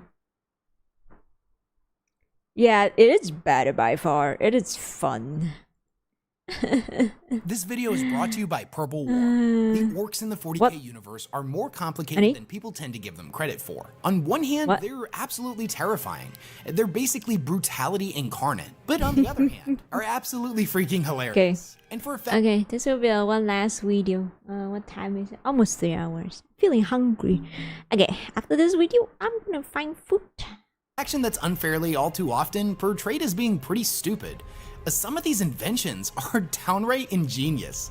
Now, the orcs are able to make literally anything into a weapon, and this is due to two different reasons. The first is that the orcs have a really peculiar psychic ability that allows them to manifest their beliefs into reality. I wish that I have this Even if by all ability. accounts, a machine shouldn't work. If the orcs believe it does, then it does. This is an ability that tends to get over-exaggerated in the community, and it does have its limitations. But it nonetheless does result in a lot of really interesting creations. The second, and this one's more of a theory and isn't exactly proven, is that a lot of times their inventions should work because they literally do. It's believed that there's some leftover knowledge in the orcs' subconscious, placed there by their creators known as the Old Ones 60 million years ago. This knowledge would give the orcs an innate understanding of science and engineering, even if it's kind of rooted in their subconscious and on the surface level they don't even really seem to understand it themselves. It seems like anything that the orcs set their mind to, they're able to manifest into reality. And since the orcs literally only care about fighting, this tends to take the form of a bunch of really bizarre weapons, such as taking a force field generator and rerouting that protective energy to instead come out of the barrel of a gun that fires bubbles that explode on impact. Or in another instance, repurposing a teleporter to cause their enemies to disappear and rematerialize at random, most often inside of a rock or thousands. Wait, what? Rematerialize at random? Ew, is it talking about you look different after that? Okay, that is horrible. Disappear and rematerialize at random, most often inside of a rock or thousands of feet up in the air. Their technology Terrafracking. is hilarious, bizarre, and honestly, Random teleportation. It's just teleported. It's saying that. Wait, which one? It's talking about teleport them to a different place, or when they rematerialize, they just like deformed. They look deformed. Oh, it's a game. Terrafragging. TF2 style. You get teleported in a random spot, like into a rock. Oh, inside a rock and an instant death. Different places, like inside a rock. Oh. Oh, I thought he's talking about like when you know, when you reappeared, you don't look the same anymore. It's like your arm is like on top of your head, something like that. Because from okay, so why I thought of it this way, because there's this one thing, one fact that I know about in Star Trek. You know that they like teleports people from like any other planets to into their ship, right? Right? So they actually just like turned the people that they targeted into atom, and then they reform them in the machine, right? So there's like a mere chances where you would look different because you turned human into pieces, like into atoms, and then they put them together again. So yeah, they may look different. That's what I can think of. That Fly movie. Oh, that Fly movie too. Yeah. Yeah, that's also the one of the thing I thought of too, because it's like turns you into something else. Yeah, that's the teleport that it works, how the teleport works in Star Trek. So I don't know about how these orc teleport weapons works. So yeah. Not in this case. So it's not like turn you into atom and then put you back again. Okay, so that makes sense. But yeah, still put you into a rocks and then you die. That makes sense. Don't you kind of die when you get teleported? Yeah, that's what I'm saying too. It's like reduce you into atom. Okay, so it's like a different. Okay. pretty damn effective on the battlefield. Trying to wrap my mind around how an army would even prepare to fight them is a monumentous task. The old saying of be prepared for anything is taken far. It depends on where you teleport. Oh, wait, what happened? Did it just speed up a bit? them is a monumentous task. The old saying of It's be okay. prepared for anything is taken far too literally here. So today we're gonna deep dive 10 of the strangest and most ridiculous weapons the orcs have ever created. But before we get into that, You're gonna here's a quick drop word a from this sponsor. video's sponsor. Purple War is an up. No. Number 10, the Orc Rock. So, full transparency, the Orc Rock is probably my favorite invention on this list. It's what made me fall in love with the orcs so many years ago. You see, this thing is exactly what it sounds like. It's a giant rock with a bunch of orc shit glued all over it. But it's not just Damn. a rock. It's also a spaceship. You see, the orcs will take an asteroid and hollow out a big chunk of it so they can live inside of it. Then they'll load it up with as many guns as they can find. The rock itself has no warp. I mean, in Gundam, did this thing too. There is like a spaceship. There's actually just like a floating rocks. Just imagine that they are like meteoroids. They are floating rocks, and then you build stuff around it. I mean, if you want to say Earth is like a giant rocks, and then we just live on it, you can say that as well, right? Drive, and thus it's incapable of warp travel. Now sometimes it has a bunch of rocket thrusters glued randomly across its surface, allowing it to sort of control how it moves. But if I'm being honest, it mostly just floats around in the void of space, drifting from Kinda star cute. system to star system, looking for more enemies to Oh, confront. just And the drifting. idea of a bunch of orcs careening randomly through space, shouting insults at any other ships that happen to pass them by, brings me endless amounts of joy. That is Now, so some pretty funny. clever orc war bosses will chain the rocks to the undersides of their ships, and when their fleets attempt to invade a world, all of the ships will release the rocks that will then come barreling down on the planet as a quite literal weaponized meteorite. Now the orc rocks are far more Oh. primitive than the high atmosphere ordnance of the Imperium, but they're nonetheless incredibly effective. Hundreds of these rocks will rain down upon a planet, Holy. unleashing untold devastation. The meteors leveling cities and causing massive explosions generated by their impact. Some will land in a planet's oceans and cause huge tidal waves, while others will crash into highly populated areas, taking out key command structures. And it's also a pretty big bonus Wait, does that mean that they will crash their space station too if they do this? It's just like suicide. that these rocks are full of orcs, itching to get stuck in a fight. Now, a lot of times the rocks will end up exploding on impact, destroying their angry green payload. But other times, the orcs inside will survive, flooding out and rampaging through the enemy's defenses. The rocks They that do manage survive. to Well, that survive must true. impact can serve as a fortified position for the orcs to hold. Hello, K guy. It's just a flesh wound. Scary, yeah. That is the point for. And it's honestly kind of genius. This thing is a spaceship, an ordnance weapon, a troop drop pod, and a movable bunker all in one. And the only major did it downside to the survive rock that? is that once it lands on a planet, it's kind of a one-way trip. There's no way for the orcs to get it back Yeah. in orbit, so they either stay on the planet or scavenge what they can and leave Attackers. the rock behind. Only the orcs could come up Spellings is bad. It's okay. Well, take us right. Well, I'm only a Gretchen, so. And you are Snotling. Guess we are dying together. with the stupidest design ever, and it somehow manages to be kind of incredible. Number 9, the Rocket Hammer.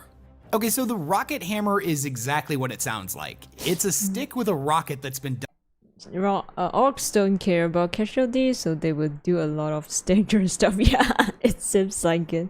Well, they can just like glue back their arms, even the head can be just glued on a different body.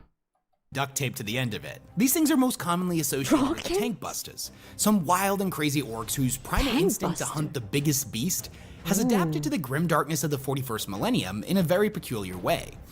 They hunt down tanks nowadays instead, landing a well-placed shot or slamming a rocket hammer into the side of a vehicle. The orcs are the happiest fraction in the universe. It does. They enjoy whatever they build and they enjoy their wars and they are having fun too. That crashing, nothing to them, boys. Yeah, it's just nothing. It's just a way of a transportation, right?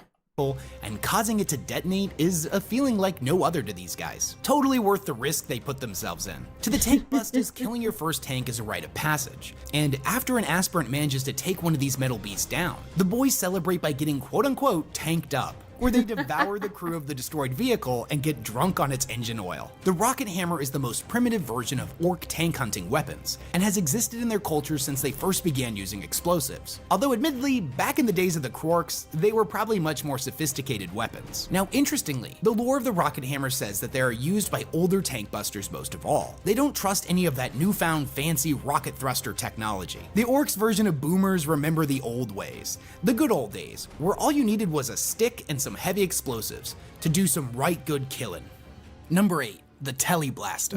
So, like most of the stuff on this list, the Teleblasta is pretty bizarre, but its underlying technology makes a lot of sense for the orcs. You see, the orcs love fighting more than anything else in the universe, and if an orc is smart enough to figure it out, they can turn basically anything into a functioning weapon. The Teleblasta is a weaponized teleporter, originally invented by an orc mech boy known as Orkimedes. When the gun is fired, the target will be folded into a bubble of space-time, disappearing and reappearing in a random location a short distance away. Normally high up in the air or inside of a nearby So what he rock. mentioned The gun about. can be incredibly unpredictable, but that's one of its main strengths. It causes an enormous amount of confusion within the enemy ranks, as their soldiers just start teleporting all over the place at random, sometimes rather harmlessly 2 feet to the left, and other times 2 feet to the right, but inside of their friend's chest cavity. I've seen enough sci-fi horror movies to So know that funny. teleporter accidents are truly terrifying. Oh, that's And what yet I'm somehow saying. the orcs found a way to turn that into a gun.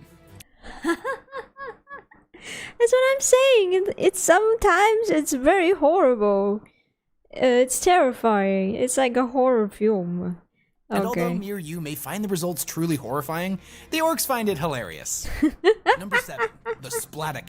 Just beamed you to a different places. It's like bye bye, you funny human. Cannon. Now, this is an old one that we haven't seen the orcs use in recent lore and hasn't been a playable model in years.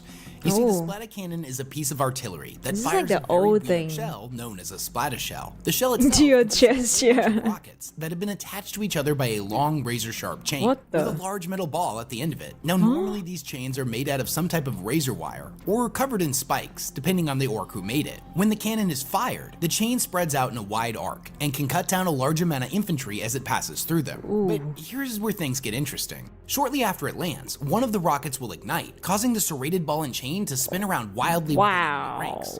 Now, each of these rockets are on a timer, and as one begins to lose fuel, another one will kick on, sending it spiraling in a different direction. Its erratic and unpredictable movements can decimate enemy foot soldiers and does a pretty good job at disrupting unit formations. And although the ammunition of the Whoa, Splatic that cannon is some crazy thing.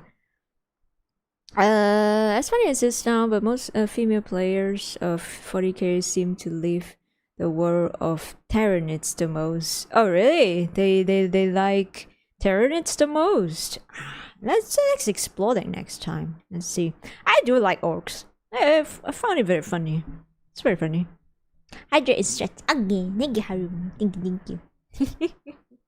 is downright medieval. I gotta admit, it's pretty inventive and actually really cool. And I truly hope that someday Games Workshop will bring this thing back to the tabletop game. Number 6, bomb squigs. This is Now, you what might we not know just this by looked looking at at. them, but squigs are actually a subspecies of orc, whose evolutionary path has taken them in a completely different direction. They're little more than a feral beast, and basically just a big angry mouth with legs. And the orcs absolutely love these guys. Apparently they make great pets, and also taste really good. Now, one particular use of squigs is as what is known as a bomb squig. You see, squigs have a tendency to chase down anything that moves, and try to eat it. So some genius orc got the idea to strap a whole bunch of bombs to it, and send it after tanks. Bomb squigs have been observed carrying all manner of different types of explosives, from pressure mines to tank buster bombs, and even just big shells from some of their cannons. But most of the time, the bomb squigs just have a whole bunch of grenades that have been duct taped to their body. When the squig is released, it will go careening after the nearest vehicle, and causes a massive explosion when it catches up to it and tries to latch on. Now, every now and then the squig will get confused and chases after a friendly orc tank instead. It's technically a setback when the bomb squig accidentally blows up an orc truck, but Bruh. They'll be like, ooh, moving things. Go towards them. Bomb. Another me to farm. Yeah. There are tons of species of squiglings. Oh yeah, just now we saw some of them, right? Wait a second. Squigling.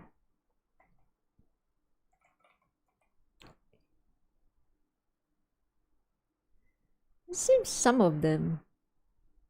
Hmm. Whoa! Look! Whoa, they have a list! Vampire Squig! Ah!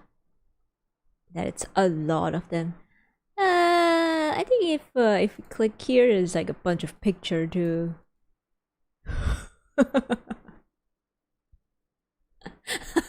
Chat, this is you. This is you.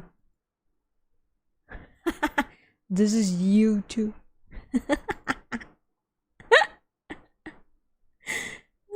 Oh, is that the definition of living blissfully in ignorance? They could be smart, but then they got sad and decided to stop. Oh, what a lovely smile! Yeah, look at you, pretty teeth. Bon quiet.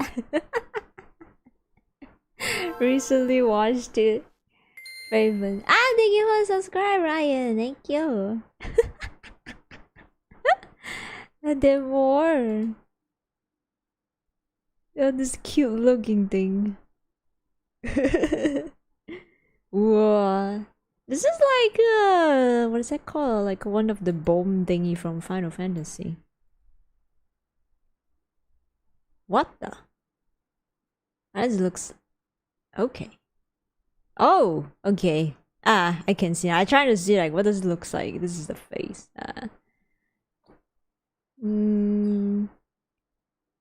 New shop. Ah, thank you for buying stuff from coffee from my coffee shop. Thank you. This is Parasite. Oh, use a hair squid for hair. What? They use their hair? Wait, what? So it's like, let's say this one. It's like hairy. They use their hair to put it on their head or something? I think a mushroom, they don't grow hairs. Oh, where did it go? Here. Let's see. So basically wigs, yeah. Seems like it. Kinda they actually bite to stick to the head. Okay, that's so interesting. Point. The orcs find this freaking hilarious, so it's not a complete waste. Number 5. Lifted It's like, aha! They boom on the other orcs trucks. Haha! Hilarious. technology. There's actually a large array of different weapons that use what the orcs call lift-a-droppa technology. These include the classic lift-a-droppa, the tractor cannon, and the Lift-a-droppa. My personal favorite of which was the Magna cannon, which I don't think is canon anymore. I was thinking about this too when they're saying lift and droppa. I was thinking about this. It's like a magnetic thing. They just like lift up the enemy's tanks and then throw them at somewhere. They're better than humans, yeah, definitely. Just look at this old model. It's absolutely this is so beautifully old. stupid and gets the idea across pretty well. The lift-a-droppa is a large magno tractor beam powered by an atom smasher reactor. It projects a magnetic field that can latch onto heavy objects or enemy vehicles and fling them around as Yeah, it is what I'm thinking This will about. take the form of Yeah, it is what I'm thinking about. Kind of funny. Ah, thank you so much for the following, buddy. Thank you. It's nostalgic. That is such an old model. That is very old model. picking up an enemy tank. Oh wait, what is this game? It looks fun. Dawns of War 3 footage captured by... Oh, it's from other YouTube videos. And dropping it on the enemy troops. But it can also... I'm looking for some Warhammer game, like 40k to play. Do you guys have any recommendation? Let me try to look at... I remember someone mentioned about... What is it called again? Warhammer game. Let me see.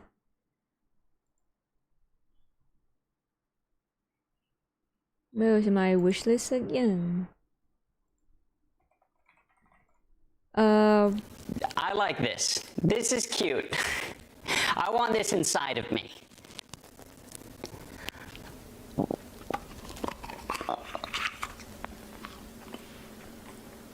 Oh yeah. That's good. Kind of got a funny aftertaste though. It's still going? Ew. Oh God! Please, no! No! No! No!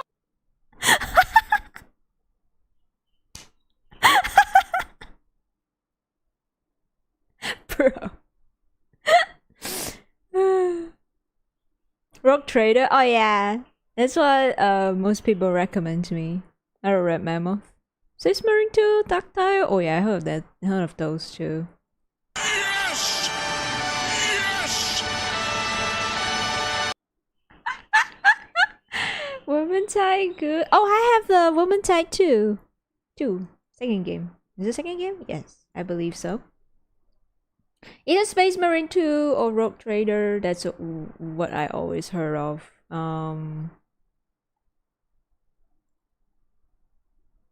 Yeah, kind of like that.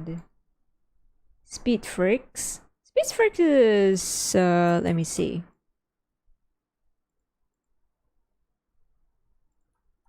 What is this called? Is that is this an orc game? Oh, it's not showing on Steam. Okay, I don't know why. It's not on Steam. I remember there is a new orc game coming up soon, right? If I'm not remember. Yeah, there's like fantasy and 40k. So far, I only know about 40k. I don't really know about fantasy. I'm kind of interested about the Total War fantasy. Total War Warhammer. I think it's like, but that one is like fantasy.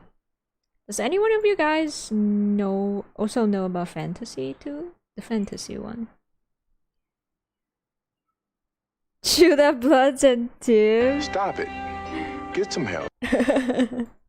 Why are you guys starting to spamming the thing? Let me check. Oh yeah, this is what I saw. Oh, this is not new? Wait a second. What am I been seeing? I see a bunch of like a new stuff about that game. Yeah, this one seems fun. This one seems fun. And pretty cheap. And it's about orcs. And you guys loves orcs too as well, right? Total Warhammer 3. Yeah, I saw that one and it seems pretty fun. And I've never tried Total War types of game. Kinda wanna try to. Also, I just got a sort of remastered game. It literally just came out. Oh, okay. Second. I do have Vermintide. Let me see. Is it Vermintide? Which Vermintide was it? Vermintide 2. I just played that game without even knowing anything about the fantasy one. I didn't even know what is going on. I just play it, but because it's fun. It's just killing rats. Yeah, I played with my friends for a few times on stream too. We just kill rats. Okay. Dawn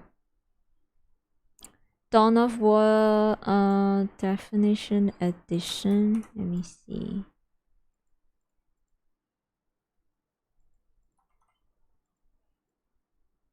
Photo War.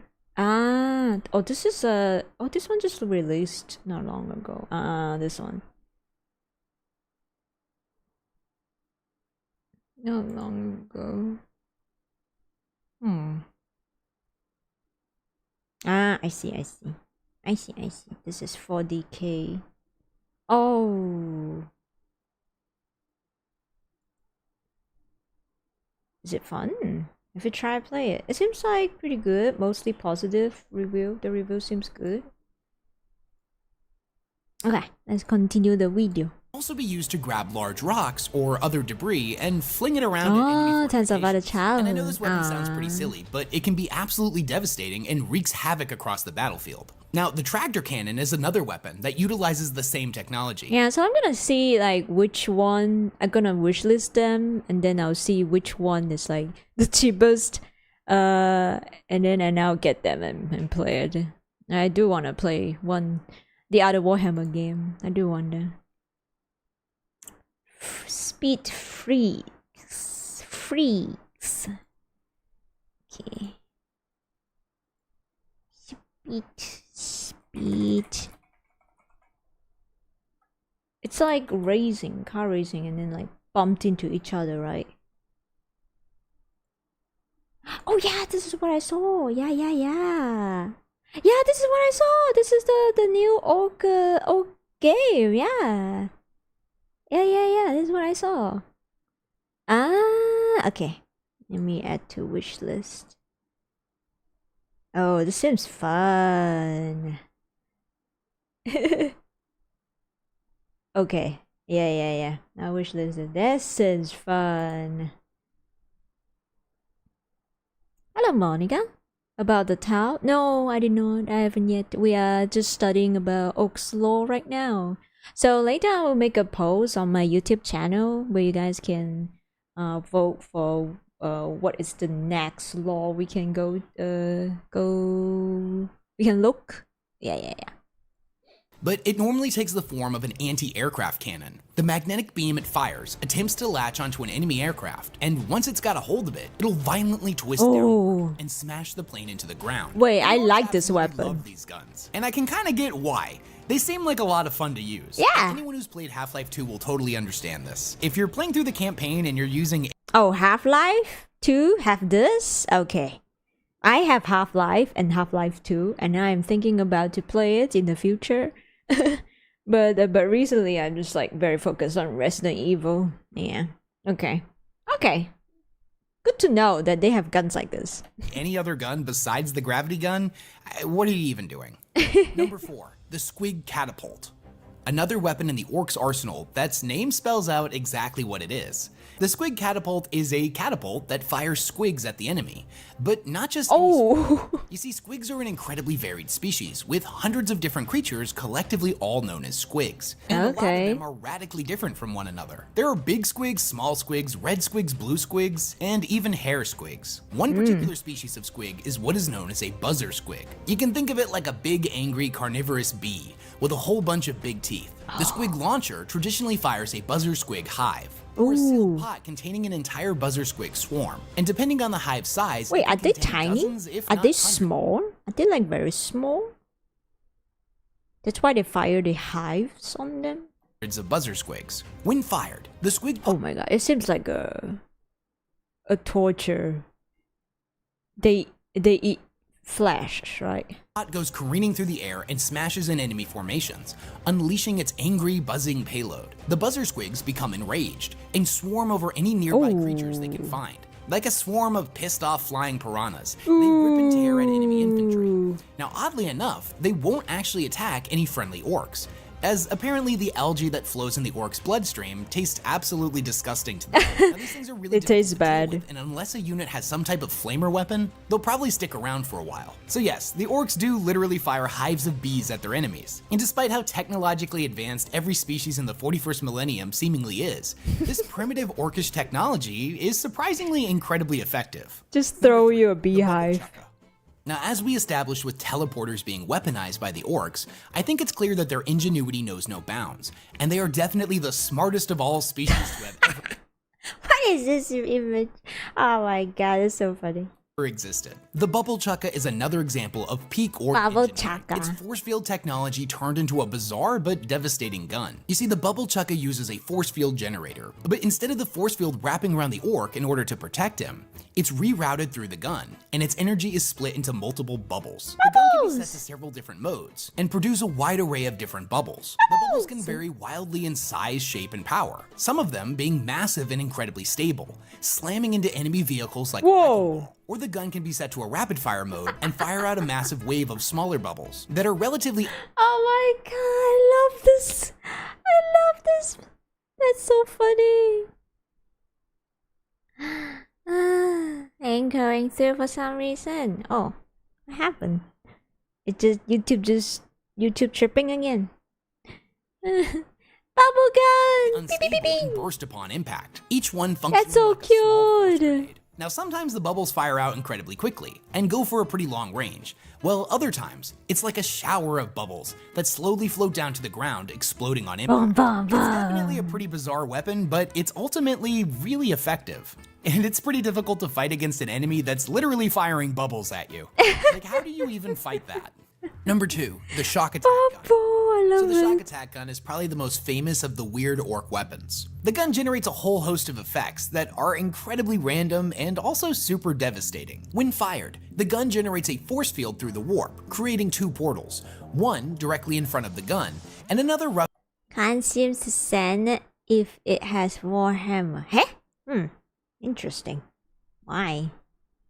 roughly in the location that it is. Don't understand The YouTube. orc controlling the gun then utilizes a vacuum type attachment to suck up a whole bunch of Gretchen and things. Basically tiny, weedy, orc-like creatures that are more or less just sentient punching bags for the orcs. Oh my The Gretchen god. are then fired out of the gun and through the first portal. What happens next is pretty weird. You see, the Gretchen are being fired through the warp, which in the 40k universe is often depicted as hell itself. They're sent on their journey with no protection, and witness so many untold horrors and terrifying nightmares that they go absolutely batshit crazy. And What time the- gets all weird in the warp. So in the physical universe, this journey may only take half a second. But for all we know, the Gretchen could have been in hell for 1,000,000 years. After the journey is complete, the Gretchen rematerialize out of the second portal, and they come out absolutely mad, kicking and screaming and biting and slashing at anything in their immediate vicinity, terrified out of their tiny little minds. And the gun itself is pretty big and clunky. What the and when fuck? it's being That's a fired, torture it's really gun. difficult to hold still,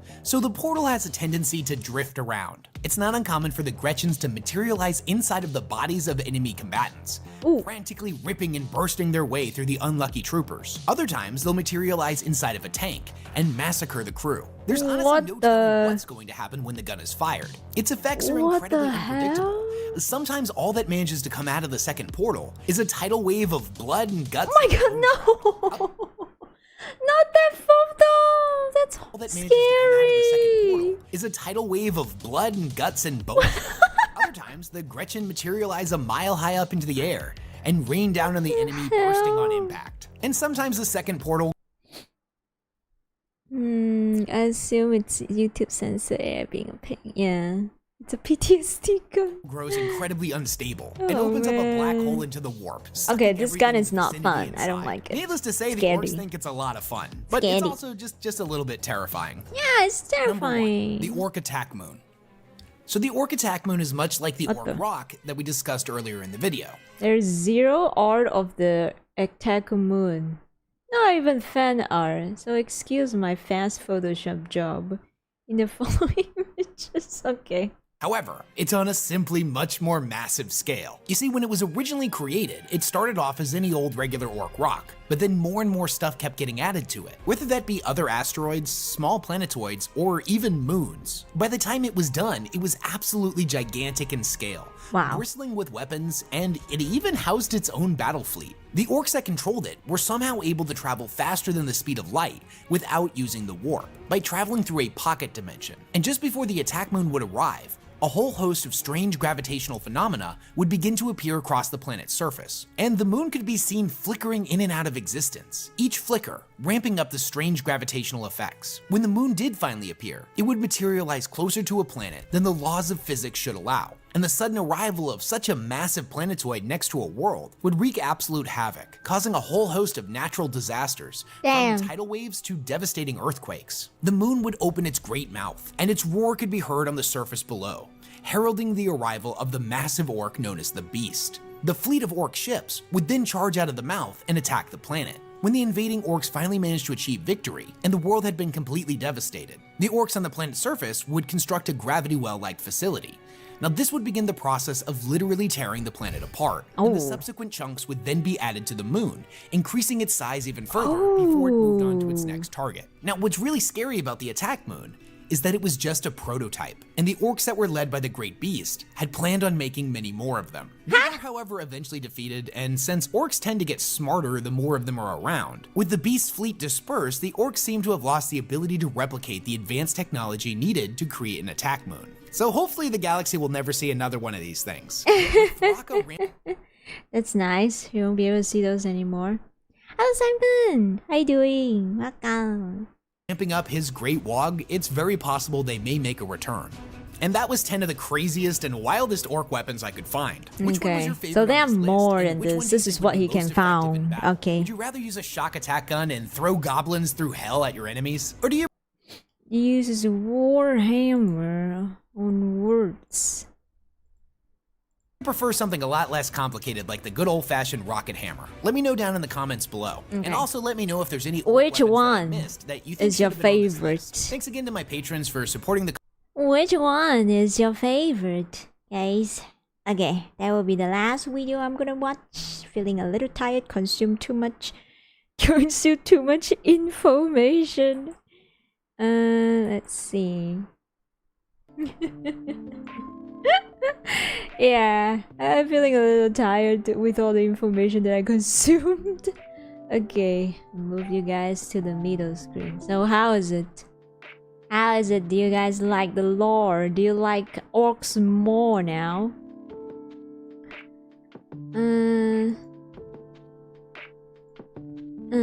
Yeah. YouTube is stupid, I guess. YouTube just being stupid sometimes.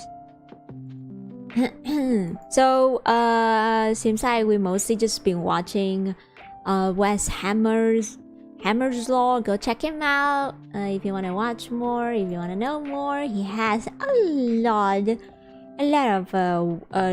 lore videos of like Warhammer 40k. Yeah, I like it. I like how he explains things. I can very easily to understand. So yeah, this is his channel. Go check him out. Definitely. Yeah, it is very fun. I really like the bubble guns. I like it. I like it so much. I like the creativity. I like the creativity. I don't like the ones where they bully Gretchen. I mean, Gretchen they do look like weak and like kind of stupid. Kinda stupid. But yeah. I like orcs because I can say Maka. Oh my god, that's so bad. More! So tons of orc spring cell can make a break. Maybe. Okay, so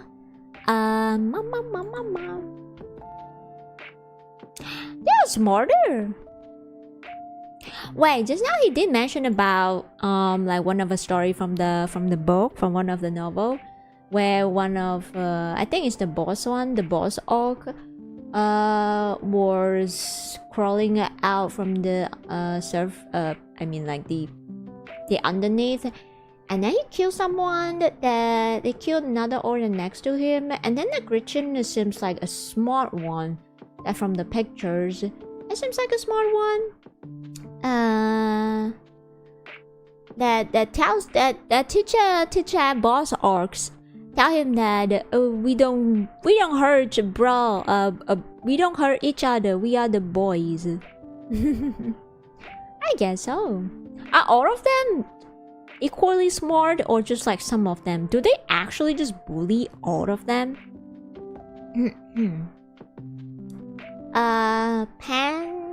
Pancreas no work is good if you ever want to learn about the fantasy side thing. Oh, they make the most of the fantasy ones. Let me go check them out.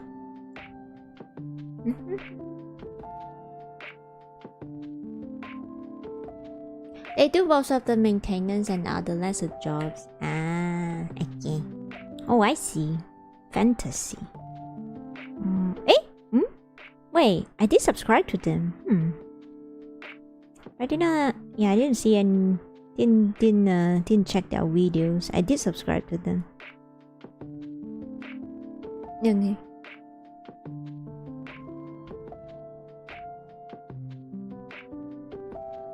They have data stored in their DNA. You mean Gretchen? It's like knowledge. I think the most interesting part for me about orcs is how they reproduce. I did not think of that they are half mushroom. They're not smart, just lots of pure instincts. Okay. Yeah, I think the most surprising part is where Yeah, where orcs is actually half mushroom, and how they reproduce is by spreading spores. They are mushrooms. They are plants. You expect a normal orc reproduction, but no. It was me photosynthesis. I actually wasn't expecting that. It's mind blowing to me.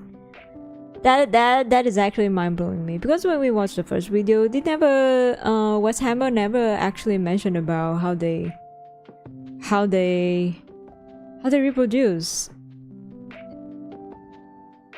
He just like explained about each of the clan, right? Smart way to explain the greenies too. Yeah, I liked how they believe in what they believe in colors. I like that too. I like that idea too. It's so cute. When Papa Orc and Mama Orc love each other so much, they don't even have like Papa Mama. They don't even have it. It seems like they don't have like a female looking orc. There's no female and male. They just all look at orc. When they die, their bodies spread spores. Ah, yeah. Oh, so that's when they spread the spores. Whoa. Okay. I thought they just like at some point they're like, it's time to spread spores. Yeah, I thought they just suddenly just want to spread spore. Orkmag boys don't know how to make a truck. He just has a guy feeling how to do. It's also the same for doctors. Yeah, that's what I love too. They're just like, I think this could work. I think if I do it this way, it could work. Unless they wear lipstick, yeah. But they seems like they don't wear makeup. Wait, it's not like makeup, but the sneaky one. What's it? The sneaky one? What's it called again? The ones that wear camouflage ones. What do they call again? Wait a second. Let me look back. Let me look back. Golf is the big ones, and they wear black colors. The evil sons are the Mario Kart. The bad moons are the rich ones. Snake bites are the primitive style ones. Blood axes. What is blood axes again? Purple orcs. Yeah, purple orcs. Purple orcs. They put the paint on their faces. Purple orcs. Ah, the blood axes. Axes. It is the blood axes. Yeah, they are the purple orcs. I kind of like them. Which one is your favorite one, guys? Which one is your favorite one? Death Skull. I kind of forgot what it is. Ah, the thief ones. Yeah, they wear blues. Or lucky. Death Scrolls. Yeah, thief.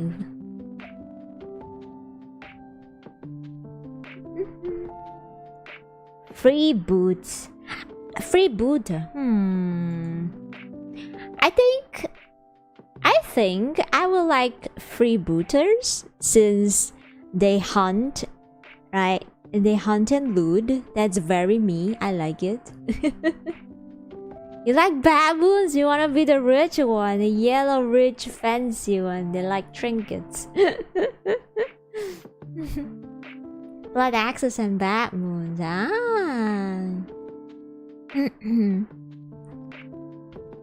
So it seems like, okay, there are like 2 people like baboons now. Is there a reason why? I'm not so sure if the videos has explained. Okay, I'm gonna believe that the video did not explain in detail, of course, they're just gonna like roughly a very brief details of introduction of each of the clan.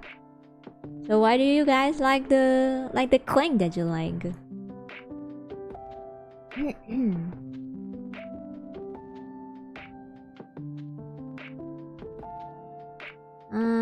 I like the Storm Boys. Let's see, Storm Boys.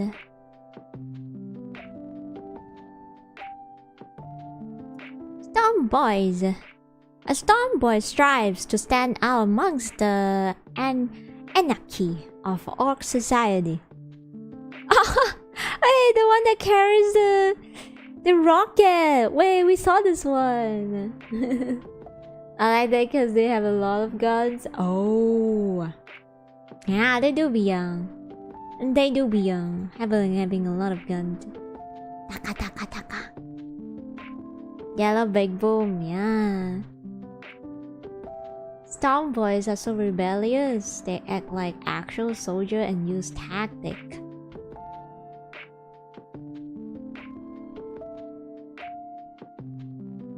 Formation campaign.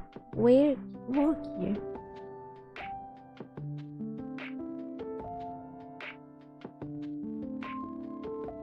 Wait, are they like a different like small groups? They are not like clan, right? Or are they like within a clan? It feels very, since you said that they are like soldiers, very tactic. It feels more like someone who is in blood axe. Let me read more. Level of strategic planning and tactical acumen for the greenskins. It is practically skilled at mobile warfare. A Stormboy strive to stand out amongst they studiously ape authority figures, practice things until they can do them right, and openly polish their boots in public places, which to the disgust of the elders. Someone just mentioned this in the chat.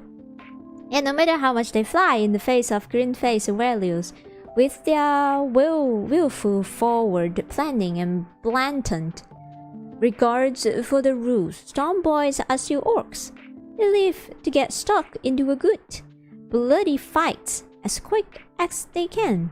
To this end, the Storm Boy Corps strikes deals with local mechs to equip them with large noisy rocket pack. I like that they just not spelling a proper, using the proper spell of rocket. This they use to propel themselves towards the foe amid a resounding and suspiciously well synchronized blow of roar, striking the enemy line like ballistic missile and hacking apart anything unlucky enough to find itself in arm's reach. Wow.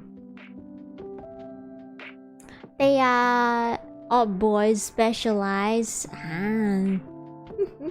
Very cute. I also like the weapon where they just have like a bomb just tied to a stick. I love that one too. And then that stick turns into a tank destroyer. I love all of this very simple mind idea, and it's like so ridiculous too. I think that the most ridiculous weapon is the moon. And not only just like moving in the speed, and it appears just right next to the planet. And then, after you destroy the planet, they absorb it. Damn.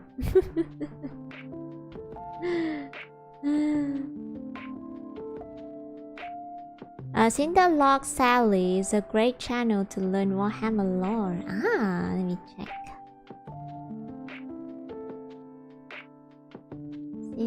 Cinderblock Sally.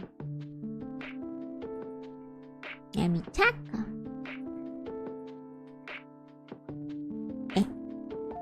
Mine's in a copy. Mac boys, Tom boys, Paint boys, all are all boys. Any orc with funny job title, aka specialist. Oh. So they kind of like not within the a clan, just like only work for their clan members, the community. So they are like just all boys. They are like outside of it.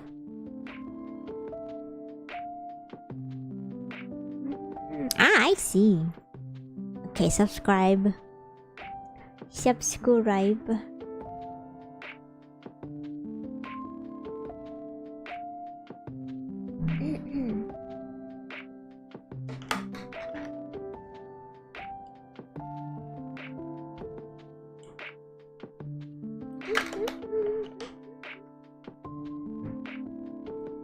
Warhammer 2. Wow, we just watched 3 of his videos just now.